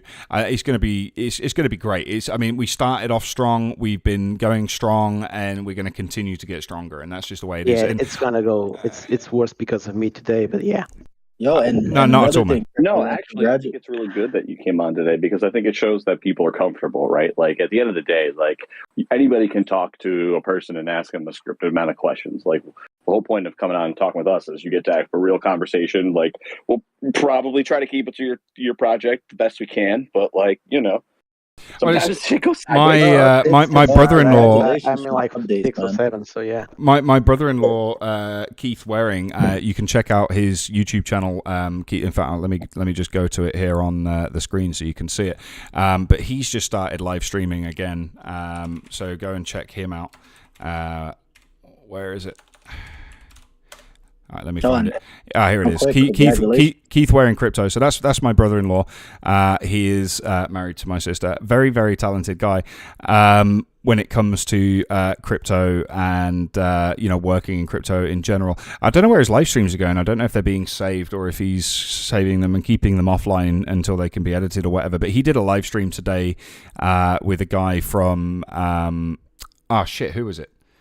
It was with I think Liquid Loans, I think it was liquidloans.io, who he's like really into the Pulse chain and Hex stuff right now, and all that kind of stuff. And the conversations they were having this morning was absolutely awesome. And I kind of take my lead from him a little bit in the sense that if you're going to do a show, if it's scripted, and you're it's like when you have these AMAs in Discord and things like that. I haven't got anything against them, but it's like, if you came on E4Echelon and you were like, okay, this is my project and I want you to ask these questions and I'm going to give you predefined answers, we're just robots. That sucks. It sucks. You're not getting a feel for the personality behind the project. Well, I don't do that. No, ever. Absolutely not. And I think by doing it this way as well, you guys know that you don't have to show your face if you don't want to. If you want to come on cam, I can arrange that. That's not a problem, right? But if people don't want to show their faces, that's absolutely cool. There's no problem with that at all. But I prefer people come on and talk with their voice, quite simply because I think it's going to eliminate a lot of bad actors wanting to come on shows like this as well. Hello, Ash Crypto. Welcome to the chat. So I think that's really, really important as well. People are going to be less likely to come on here and have me look through their stuff live when there's no predefined agenda, because, if they are going to be illegitimate or doing something wrong, they're not going to want me to start pulling stuff apart live on air.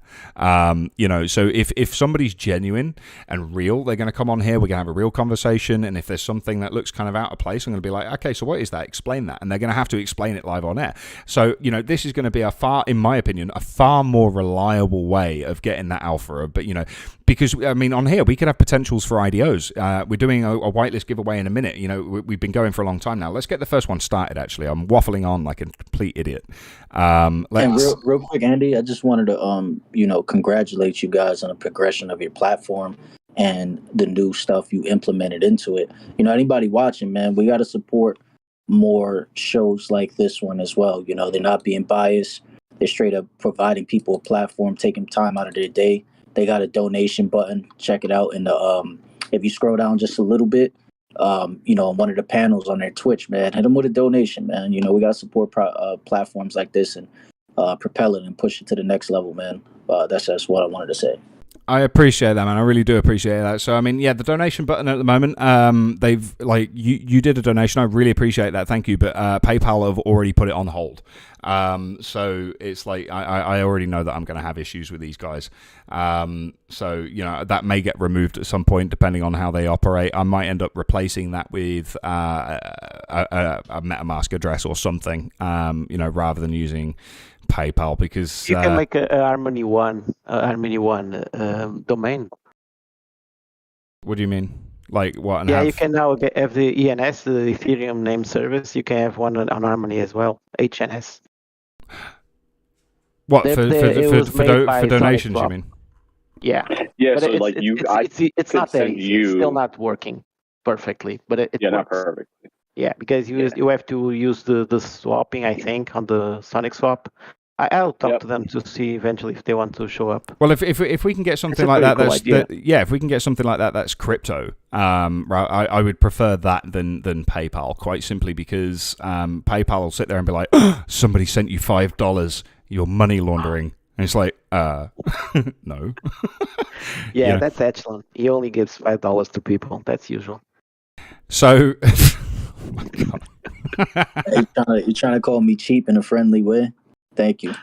No, this guy sent me 2 T-shirts that were more expensive than my first punk, my alter ego punk. He sent me 2 T-shirts. They're more expensive than the punk I bought. Oh, wow. That's how cheap he is. He's awesome. I still had to pay them because customs stuck them over there like 1 month. But he's great. Oh, speaking of T-shirts, we're actually launching some merch soon as well. Just so you know. Oh, you can talk to Echelon. He has a brand. You didn't tell me this. No, I'm joking.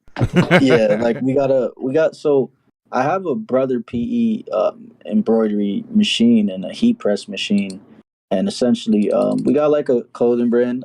It's just all our focus is on the EgoVerse, but me and Suds, one of the co-founders of the project, we launched at Chivani. We have some shirts out. We're gonna make some more and give them out as well. But yeah, you guys having merch too.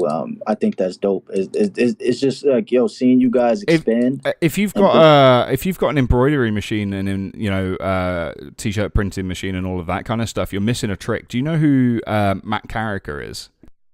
No, who is that? Matt Carricker started off years ago, like 10, 15 plus years ago on YouTube. And he's a gun YouTuber, and he just basically goes out and does stupid shit on the range and, blows up different things. Can it stop a bullet? That kind of stuff. And he, as far as I know, he is like the biggest gun YouTuber.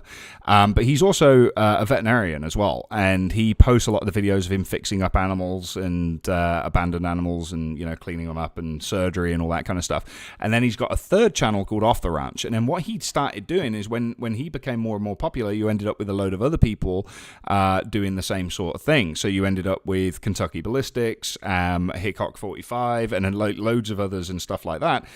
And then what he did is he then set up Bunker Branding. So he wanted to do his own clothing and branding and all of that kind of stuff. And they got the embroidery machine and the print and press and all of that kind of stuff. And they've grown so big, and now they basically take care of the merch for all of these different YouTubers that have their own thing, including Reaper, who is one of the most deadly US military snipers and all that kind of stuff. He does the merch for everybody now. So like if you've already got the setup there, you could basically start doing branding for projects or even platforms like mine and stuff like that, and there is others out there. It's just food for thought, because he makes millions from it. I'm such a crypto fixer that I can't even get Echelon new ideas from other people. Right? In fairness, like, it's a good ass idea. If you already have the stuff. If you already have the stuff, like, that's the easy part. Like, the hardest part is actually getting other people to be able to run it for you, so you don't have to be the one to do it, because you have other things that are more important for the business. But that's the hard part, right? Like, is hiring good people. But he's right. You should fucking do that. Once he said that, I was like, oh shit, is he gonna hit the point I wanted to make? God damn it, Andy, take it the word right out of my mouth. I'm actually writing that down. Like, Fizz, fucking all you guys gave me some good ass ideas. I won't lie. Well, go and take a look. I know. Go and take a look at Demolition Ranch, Off the Ranch, and Pet Ranch, I think it's called, and then take a look at Bunker Branding. I think it's bunkerbranding.com, and then that will kind of lead you to all of the stuff that he does. And then recently, like, because before they were just kind of getting blank t-shirts and blank hoodies and pants and things like that from certain sources, and then they were obviously printing their own stuff on it, and they always tried to get the most quality clothing as well. And then recently they actually started going into getting their own suppliers and manufacturers as well, and then released their own fitness clothing brand as well, alongside of that, called Link Active, Link being the name of their son, which I thought was pretty cool.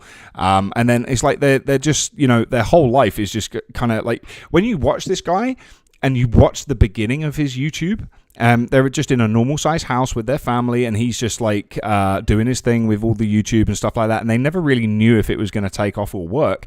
And now they've just renovated a fucking mansion, and all of this sort of stuff. So, I mean, their life from start to finish, I've watched them for years go from what they have to what they have now, and it's like, holy fuck. That's how you do it. That is how you do it. And it's like when these other tubers started coming up, basically, essentially being competitors to what he did, rather than try and push the competition away, he was like, hey guys, I'm now your central hub. Buy everything through me. Genius. Yep. And it worked. Yeah, write that down, Edge. Yeah, I mean, that's how it works, right? Yeah, specifically in business, it means like you don't actually fight your competitors. You find something that everyone also needs to do, and then you be the one to supply that to them. Is exactly what he is saying. So, like, just that's the important thing, right? Like, you see a need, fill a need, right? Like, you know that you need something, right? So, like, what you do is you own the entire supply chain for that thing, and then you sell that service to other people. That is the important part. Like, if you do that, that's good business. That's basically what everyone expected DFK to do when they made their own chain, and still no one is building over there. So, well, it is what it is. Not doing the right business moves, I think. But why no? I'm an idiot. You're not an idiot, dude. Let's do the first giveaway. So Rugless, can you just explain to the people what we're giving away and how they can then redeem their prizes, assuming they win? Go ahead and send out your tweets. Get loads of people in here so loads of people can get the chance to enter that. If you're not watching on Twitch, if you're watching on Twitter or YouTube, you won't be able to partake. You'll need to come over to twitch.tv/CryptoLam and be able to utilize the chat. And for that, you need to have an account. So you need to come over, and you also need to be following as well. If you're not following, you can't use the chat. Basically, the way it's going to work is I'm going to start the giveaway right now, and then to play, you just put !raffle. That, and then just hit enter. So you just type !raffle, which is RAFFLE, and then hit enter. And then you will be given one ticket. You can only get one ticket, so don't spam the chat trying to get all the tickets. You have 10 minutes to enter, and it is live now. So go ahead and put your !raffle in there to get yourself a ticket, and you could win a whitelist. So Rugless, do you want to go ahead and explain that? I can't explain it when Echelon is here.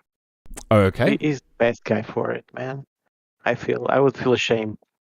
So the whitelist that we're giving away today is access to Blood Moon, which is our MMORPG game. So essentially, the collection is called Alter Ego Hunters, which is launching next month. Whitelist, gives you a 0.25 AVAX discount at 1 AVAX for this collection. It's 2D NFTs initially. We're working on 3D modeling the characters as well, which will be playable characters in the game. Think of games like Diablo, World of Warcraft, etc. Games in that genre. It's going to be a medieval fantasy style game. We got zombies, vampires, hunters. We got lycans. We got dragons. We got a lot of different characters, different elements like fire, water, air, earth. And energy. And we're essentially building out the lore right now. We're building a game as well, wrapping around the lore. And, it'll have 3 different aspects to the game. PvP, P2E, and PvE will be different game modes available in the game. And, that's what we're doing right now, man. So it's pretty simple. It's pretty easy. If you're selected as one of the winners, you would just simply come into our Discord. We'll allocate you the hunter's role.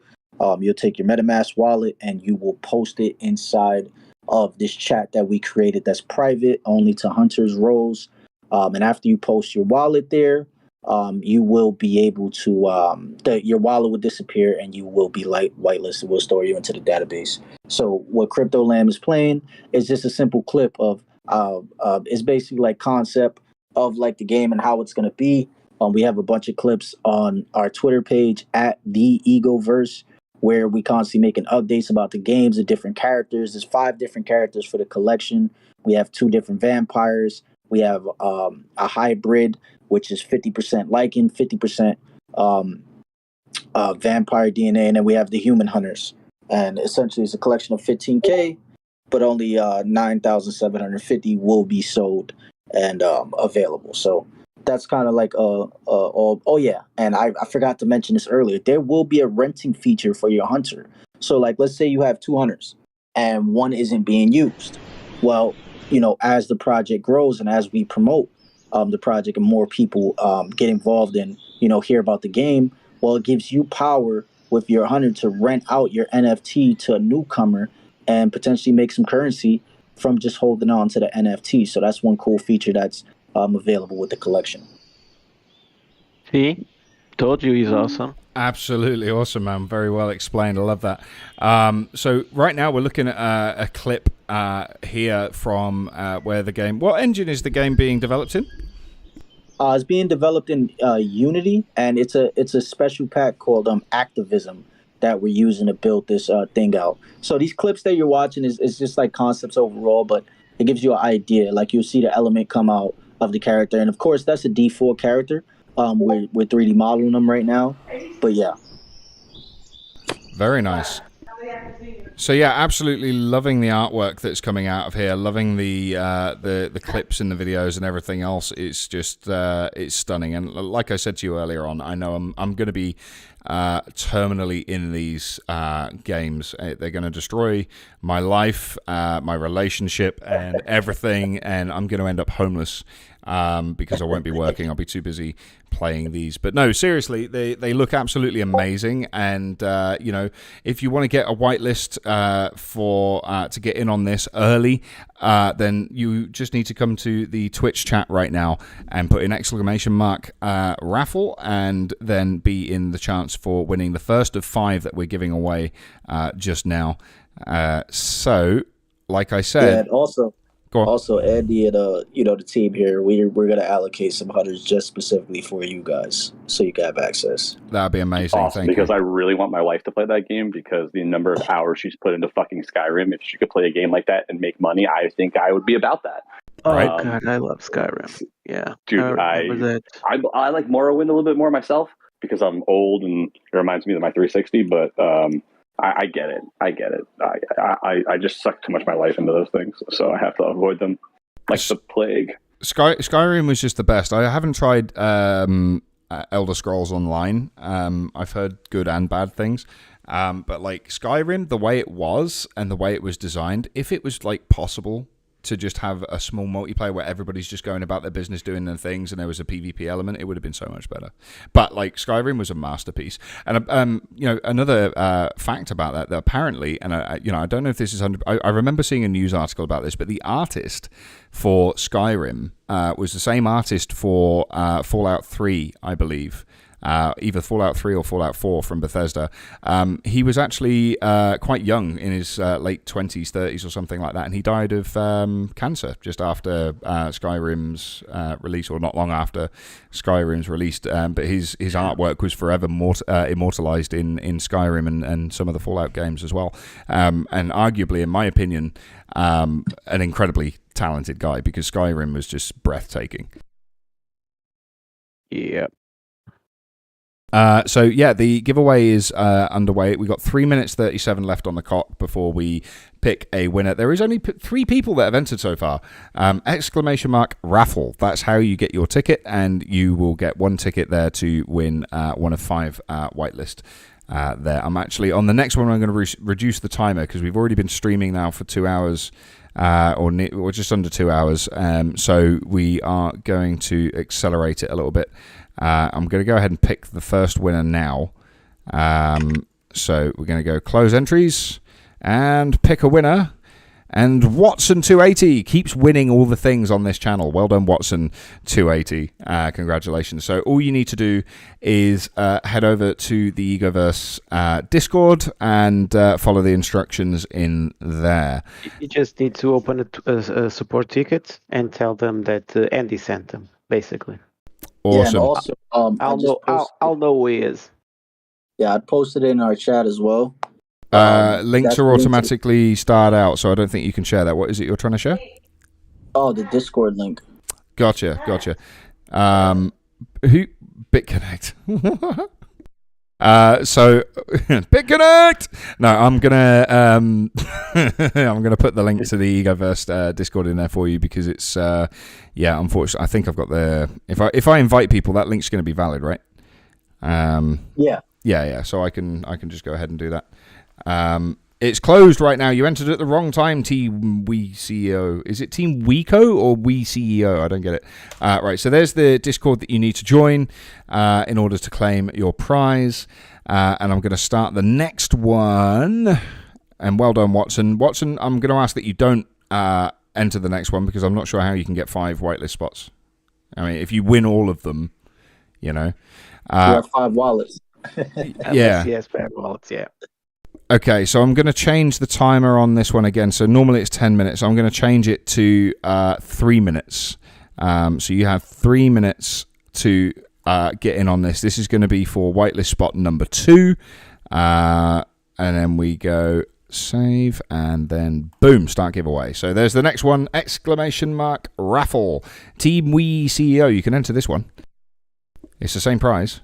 You're getting one of 5 whitelist spots. Watson280. I should write his name down, actually. In fact, no, I don't need to, because he just goes to your Discord, right?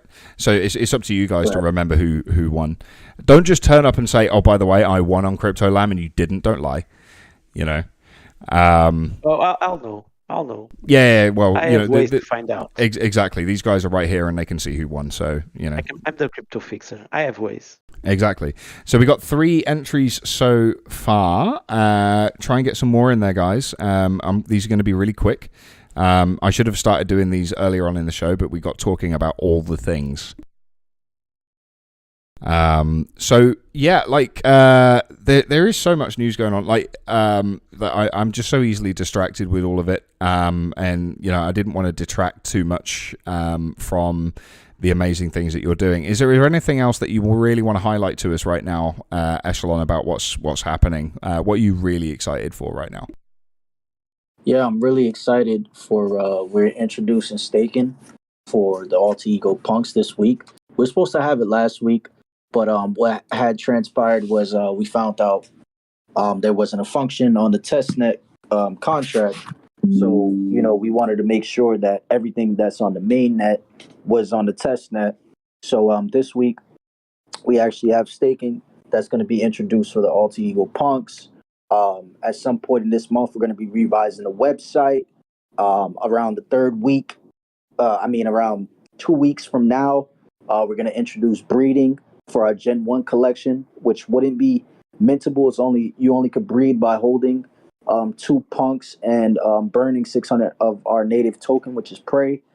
And then, the beginning or second week of September is when we're launching the hunters, man. So, I'm excited for that stuff. Finally, it's milestones that we've been working for and working towards since we released our white paper in March. So exciting just to see a lot of these things, coming to fruition. And also, I'm looking forward to see what happens on the Hunters Mint so we can get the Emerald Life businesses started. Hopefully the game, hopefully all goes well, man. I understand we're in a bear market. We're not going to slow down on marketing. We're going to keep pushing as much as possible, but we're prepared for any outcome. And, depending on whatever happens, we'll execute to the best of our abilities, depending on the funds that come in.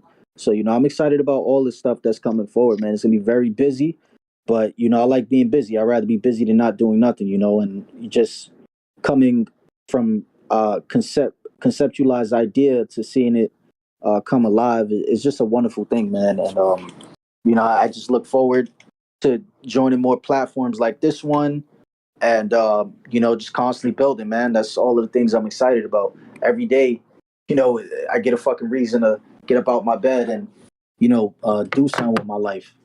So I'm just appreciative of it all, man. I mean, I really appreciate you saying all that, man. You guys are doing extraordinarily well. Do not take your foot off the gas. You are doing awesome.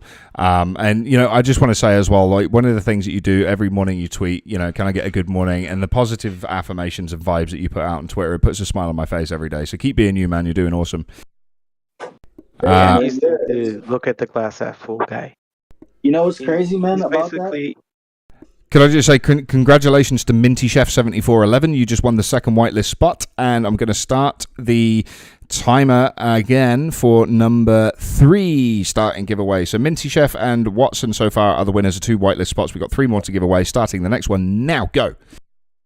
Awesome. Yeah, and congratulations, guys, and welcome to the family, man. And trying to give you an update on the EgoVerse Discord, man.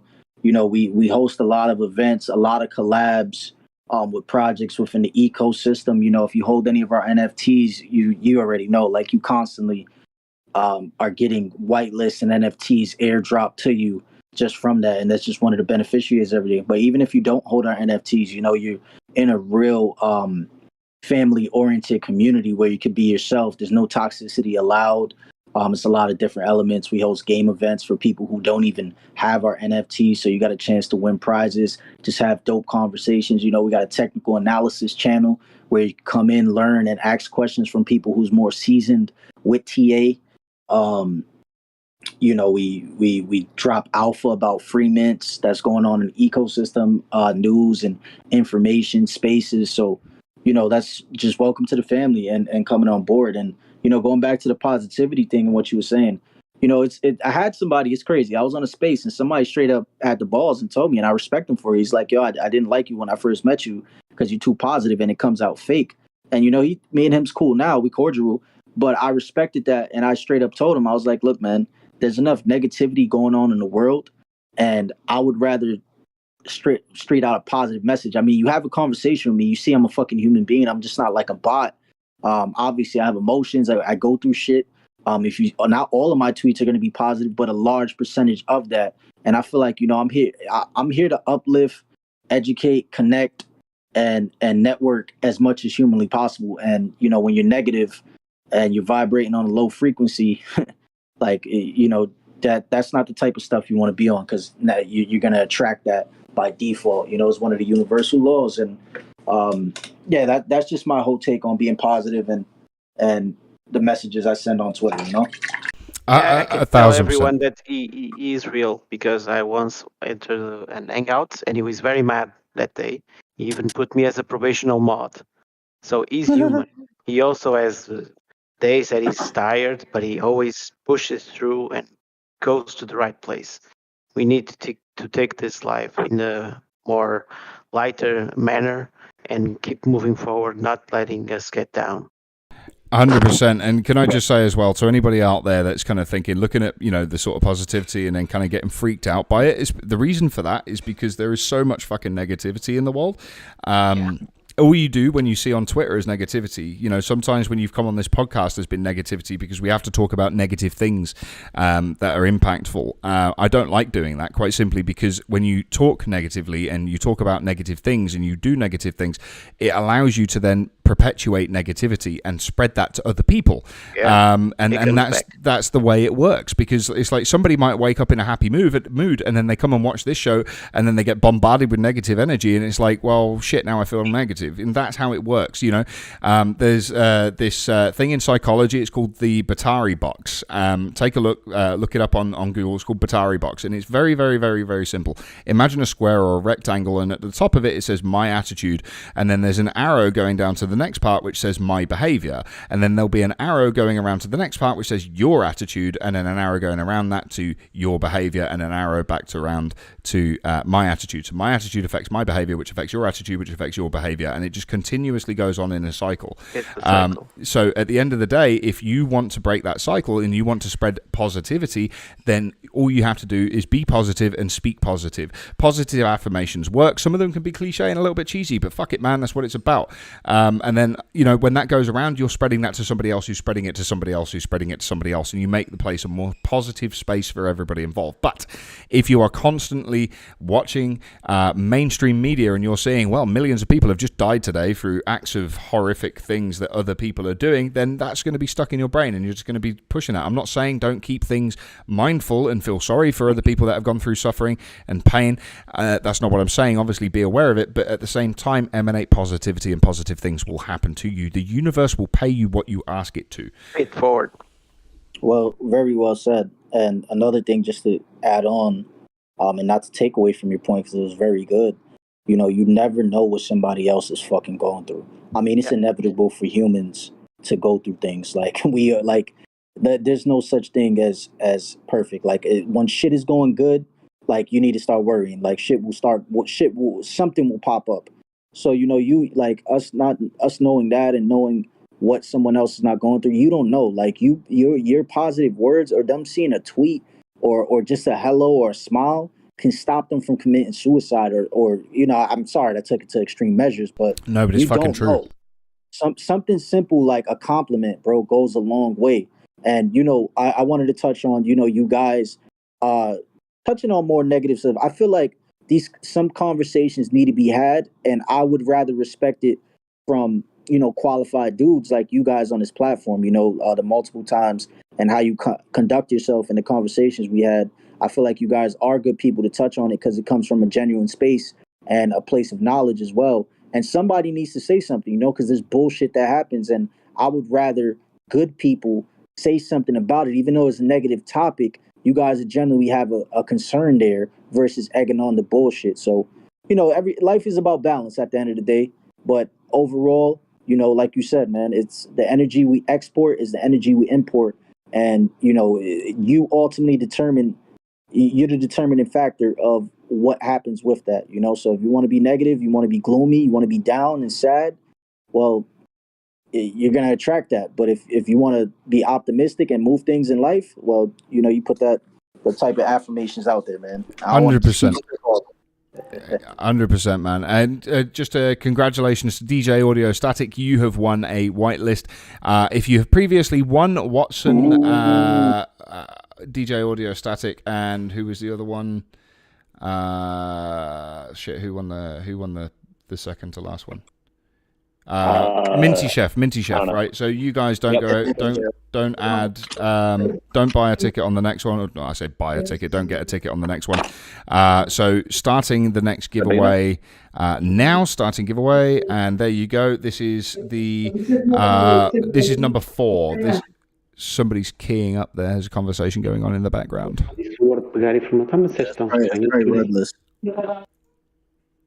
Rugless. Yeah, no, it'll fit all 3 of those. So yeah, this is number 4. Okay, so you can go ahead and enter now, I believe. Yeah, so you can just hit !raffle, and you can go ahead and do that. So thanks to everybody who's partaking and wants to get into the EgoVerse. Is absolutely awesome. Just kind of touching on from that a little bit. A lot of people talk about positivity. Some people, want to talk about spirituality. There's a lot of things like that, and it's something that I've really been kind of paying attention to as of late. I even said on Twitter the other day that I had a tarot reading done, which is something that I've never even considered doing before. Yeah, I mean, there's a lot of things that are really changing. In terms of. Gracias, Carino. She just bought me my food. So she's a lovely woman. There's a reason that I'm marrying her. Basically. Shout out to your wife. Right. So yeah, there's a lot of different things going on. Whether you believe in things spiritually or not, it's a very personal thing. So I'd never entertained the idea before of having a tarot card reading done, and I went there with no expectations. I told her nothing about me, and I watched the first 2 readings that she did on other people, and none of what she said I could apply to myself, because usually when you see these things, if they're a scam artist, they're going to make very general statements that you could apply to yourself. You'll find a way to make it fit, But when she did mine, the other 2 I couldn't apply to me in any way, shape or form. I just couldn't. But when she did mine, it was so on point and so specific. I recorded it, but I'm not willing to put it on social media because I never got a permission to do it. I recorded it for me. The thing is that it was so on point and so specific, and I'm like, oh damn. she absolutely nailed it. So I've started to think maybe there is something to that sort of thing. But it's one thing I know for sure. When I was mentioning my brother-in-law, Keith Waring, who does the streaming as well, if you go back and watch his old videos and how he used to be, he every other word was a swear word. He was very money-oriented. I need to do this. I need to do that. I need to, this is what it is. And then he was, shilling different things and all that kind of stuff. But now, the difference in him, the way he speaks, the way he lives, he's lost a ton of weight. He's manifested a bigger dick somehow. I mean, he says, he hasn't showed me. But, he's done all of those kind of things. He actually, it's quite funny because he said he was meditating, trying to manifest a bigger dick. And then somebody gave him a horse. And it's like, that's not what I meant, universe. So, yeah, basically, all of that kind of stuff going on. And in general, his life has become more positive, and the kids have become more positive, and my sister, who he's married to, has become more positive, and you can't deny the positivity that's come from it. And it all started for him when he read a book called How to Become Superhuman. If you want to find out more about what he's doing and how he's doing it, go over and check his channel. It's Keith Waring Crypto. You can search for it on YouTube. I'll put the link in the chat so you guys can check it out. Let me just find it first. Keith Waring Crypto. I'll just put in Keith Waring. I'm gonna drop the description. I just can't afford the horse. Sorry, but so I'll just go ahead and put that in there. So you may need to go manifest, Rugless. Yeah, so manifest destiny, but I cannot deny for 1 second, everything that he said is going to happen when he manifests it has happened. right? It's not for any reason. It's like, I mean, a couple of years ago, I would have just went to it, bullshit, you're talking shit. There's just fuck off. No, that's not happening. That's not the way it works, right? But he has proven time after time after time after time that it works. So look, he's got a Telegram channel as well. Tell him that Crypto Lamb sent you, so he knows that I'm sending him some love as well. And then it's just all round a really positive things. It's worth looking at. If you find that it's not for you, it's not for you, but it's definitely worth looking at. So the next raffle, did I even start it? I did. Here we go. It's finished. I think it's finished now. Pick winner. Team We CEO, you've won number 4. Well done. So complete that one and start the last one now. So enter now for the last one. Sorry, what were you going to say? Oh, all I was going to say was support is free, guys. I'm pretty sure we all got YouTube channels. Let's go drop them a subscription. Like Andy said, let's check it out. If it's not your cup of tea, but at least you can subscribe to his channel. It goes a long way and it's free. It takes a couple seconds out your day. Let me just unsubscribe MMO Crypto, so I don't have enough people here. Oh, and also, if you're watching the stream, guys, drop Andy a follow, man. Like, this is stellar content. You come here, you talk about damn near everything. I remember the first episode, started talking about the project, went into goddamn conspiracy theories and spirituality. Like, we talk about they talk about everything here, guys. So drop a follow. You know what I'm saying? When you see him go live, follow him on Twitter. The whole team here, and drop a like, drop a retweet. You may not be into it, someone else may be on your timeline. And ultimately, if we have somebody, like, we don't always talk about conspiracy theories, but if they have a link somewhere, we will talk about them. If it's a hot topic, we'll talk about it, right? So that's what we do. But ultimately, we stream for a couple of hours. We want to make it relaxed. We want to make it entertaining for everybody. So we're just a group of dudes talking about what we do. And Echelon's been on here a couple of times now, talking about EgoVerse and everything he's doing over there and sharing, the work that he's doing. We've had multiple other projects. We did a Women in Crypto segment back a few weeks ago, which was a huge success. We're actually going to have Ali Illustrated come back on with us and do a show again as well. So, we've always got different guests coming on. And I'm more than happy to have guests come back on repeatedly, especially if they enjoy it and love talking about what they do, because that's kind of the point, at the end of the day. So yeah, please drop me a follow and kind of get involved if you like what we do. And obviously we're going to continuously keep trying to bring you guys giveaways as well. We've got the donate button as well, so I can potentially help out with giveaways there as well. We had Syscoin on. We did $1,000 giveaway not too long ago. There's get involved, because you never know what you're going to get. Oh yeah. I just want to read out. So chocolates, probably. Absolutely. If I can get somebody a box of chocolates, I'll do it. If I can get somebody a Lamborghini, I'll fucking do it. Give back to the people. No, right? you never know what they're gonna get. It's exactly. I know. I got it. It was just shit. So. I'm messing. That's why I'm not coming back. No, you've definitely got to come back. You're the dude. You're the fixer. So Richard Hart just tweeted here about Hotbit. So we started at the top of the show, basically talking about how Hotbit Exchanged have blocked withdrawals, deposits, and trading, and they've put out a statement which reads as follows: "We regret to inform you that Hotbit will have to suspend trading, deposit, withdrawal, and funding functions.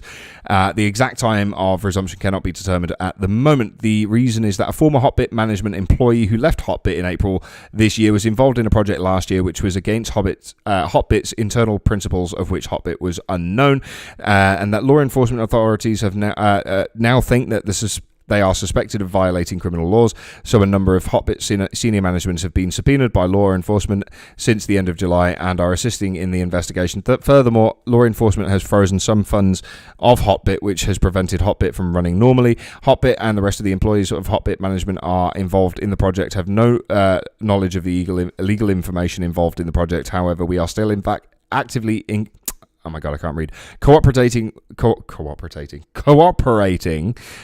the legal law enforcement authorities in their investigations, and are continuously communicating with them through our lawyers and applying for the release of frozen assets. The assets of all users are safe on Hotbit. Hotbit will resume normal service as soon as the assets are unfrozen. All users' assets and data on Hotbit are secure and correct. Hotbit is working hard to continue to cooperate and follow up the progress of the investigation by law enforcement authorities, and will announce the results of the investigation as soon as they are available. And then they go on to give some other links and stuff like that. So that's their official statement, saying a previous management member was involved in something potentially illegal, but not the rest of us. But as a result, we are all under investigation. Sounds legit. Sorry, that was quite intense reading all of that. Very expensive. Finally, something I don't have any money in, that it's going bad. Right? Yeah. It's like, yay, it's somebody else. Yay, I'm not there yet. Yay. I'm not that big. So, yeah, that's all my unpacked assets on Harmony because I'm smart. Yeah, and then like when Harmony went down, you pushed it all to Celsius, right? That's how it works. Yeah, exactly. No, not really. It's all unpacked still, so... Yeah. So just taking a look here, we only had one entry to the last raffle, and that was for number 5. That was the last one, and the winner is great chances /top peon. You can't get better chances. I mean, it's just unlucky for you. We weren't giving away $1 million, right? Man, can I give a big shout out to /dot? My bad, I'm Ian. Yeah, no, please do. Carry on. Big shout out to /dot, man. Ever since I met him, very supportive, bro. Like he shows up, come on time. You know, he drops his knowledge in the chat as well.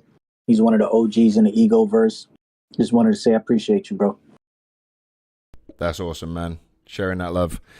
Okay, so I hate to do it, but we are at the end of the show today. We could sit here and talk all day and just be awesome. I love it when you come on this show, Echelon. You're just, so full of knowledge, and what you do is just absolutely amazing. But all good shows have to come to an end at some point. Thanks everybody for watching today. Thanks for Sir Ruggles to come on and join us and talk with us as well. Absolutely legendary. We need to find out the question from Sir Ruggles. Oh, that's true. Yeah, no, we had Echelon. I'm struggling to remember what Echelon's answer was when he was asked this. Okay, so go ahead, Priest, and ask the question to Ruggles. All right, so Ruggles, if you could relate yourself or your project, whichever one you want to go with, to a fruit, which fruit would it be and why? Oh, God, that's tough. Okay, I'll go with the EgoVerse and banana. Why a banana, bro? Because every time I speak with Echelon, it feels like I'm peeling one more piece of that banana, and it keeps getting better and better. I'm not sure if I'm picking up on some sexual connotations there. That sounds so wrong. That project is awesome. So every time you think you know it, you know everything about it, it just surprises you. That sounded so wrong. It did. I know it did. I know it did. That's the idea. You can take it as you're the kind of guy. You're the kind of guy that if you were sat in the same room, you'd be eating a banana and maintaining aggressive eye contact. That's the kind of forcing the entire thing into his mouth at once. Yeah. Now you imagine if I had my camera on. Now you couldn't take that image out of your head. Oh, such a shame that it's the end of the show. Look, the music's starting and everything.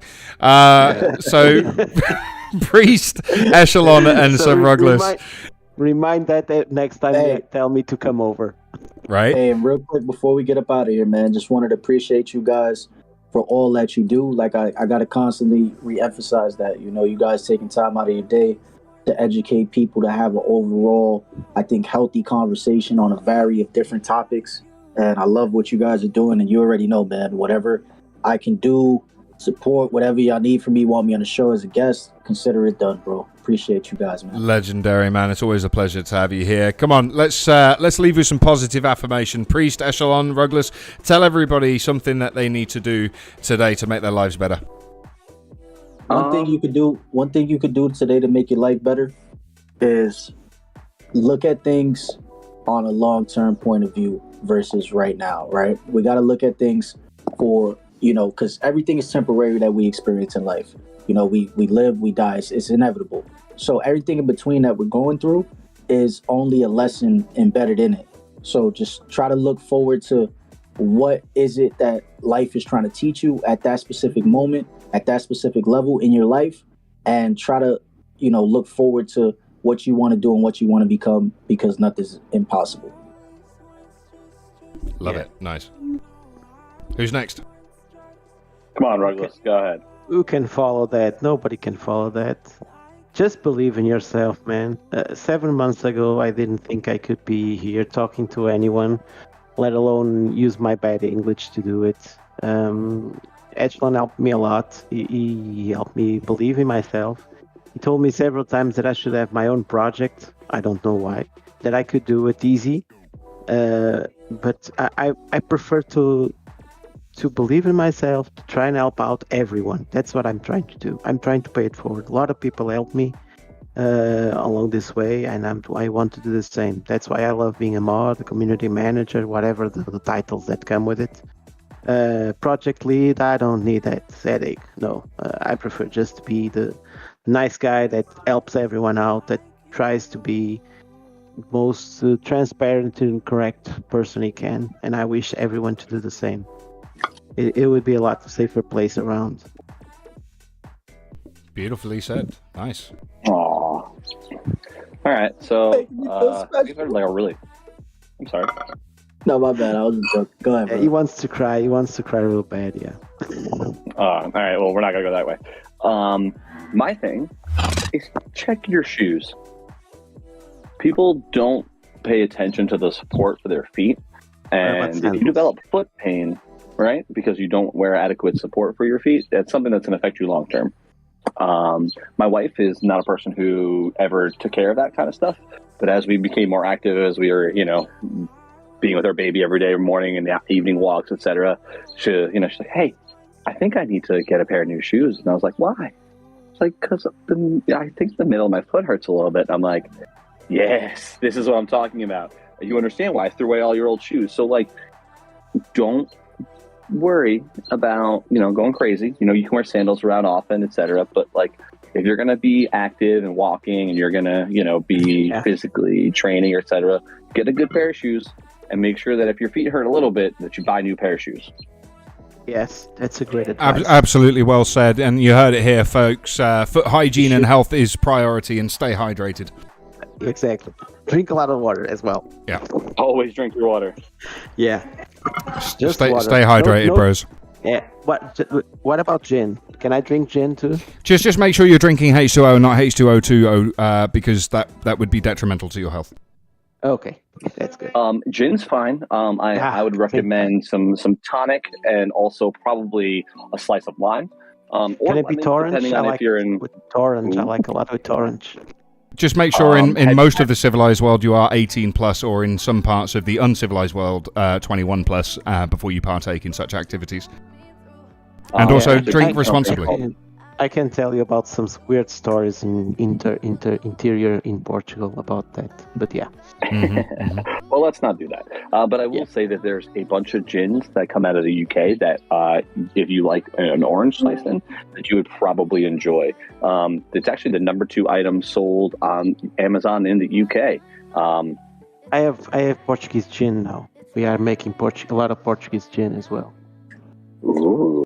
Yeah, very different as well. So yeah, you need to taste it. Yeah. Well, we can see where the vibe's at today for today's show. Everybody's in weekend mode, despite the fact it's hump day. Why not?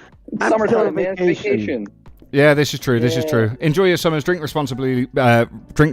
Be safe. Don't drink and drive. Be good to each other. And we're going to close out the show now, guys. So thanks very much for joining us.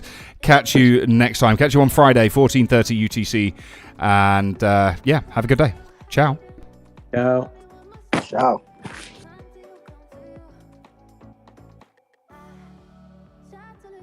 All of the nonsense that you put me through, I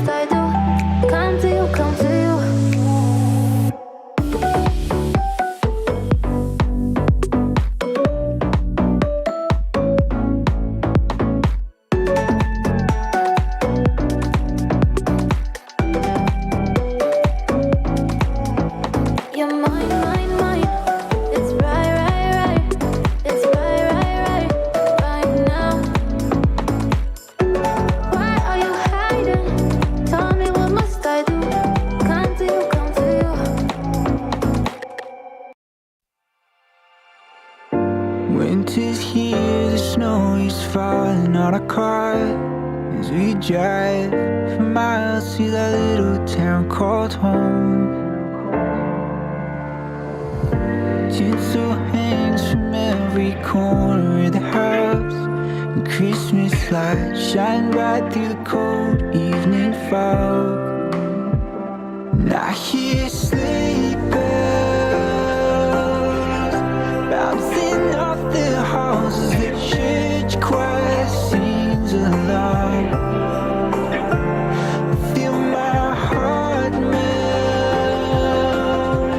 when you walk through those doors for Christmas. You're all I want. All I wanted was you.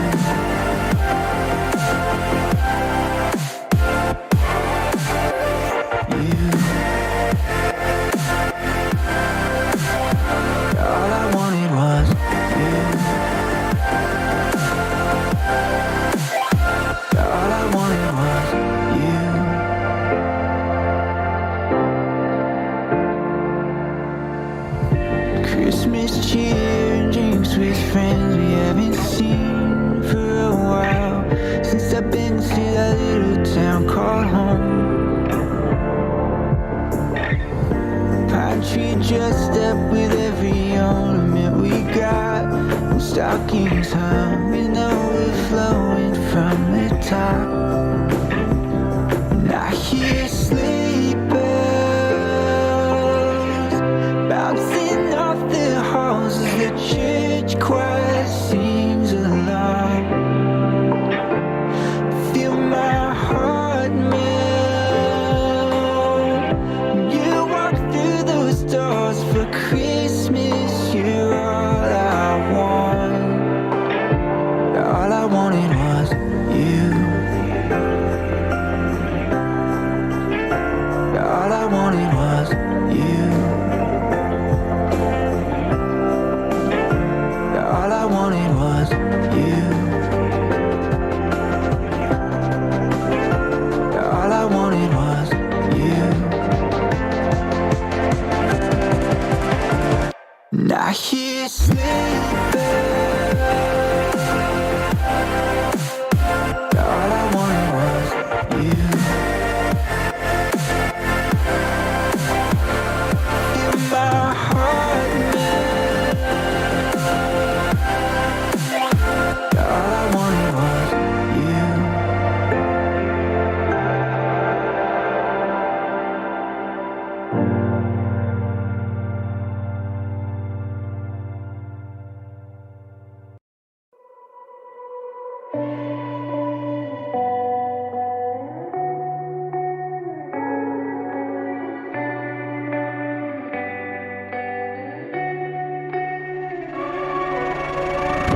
There is a place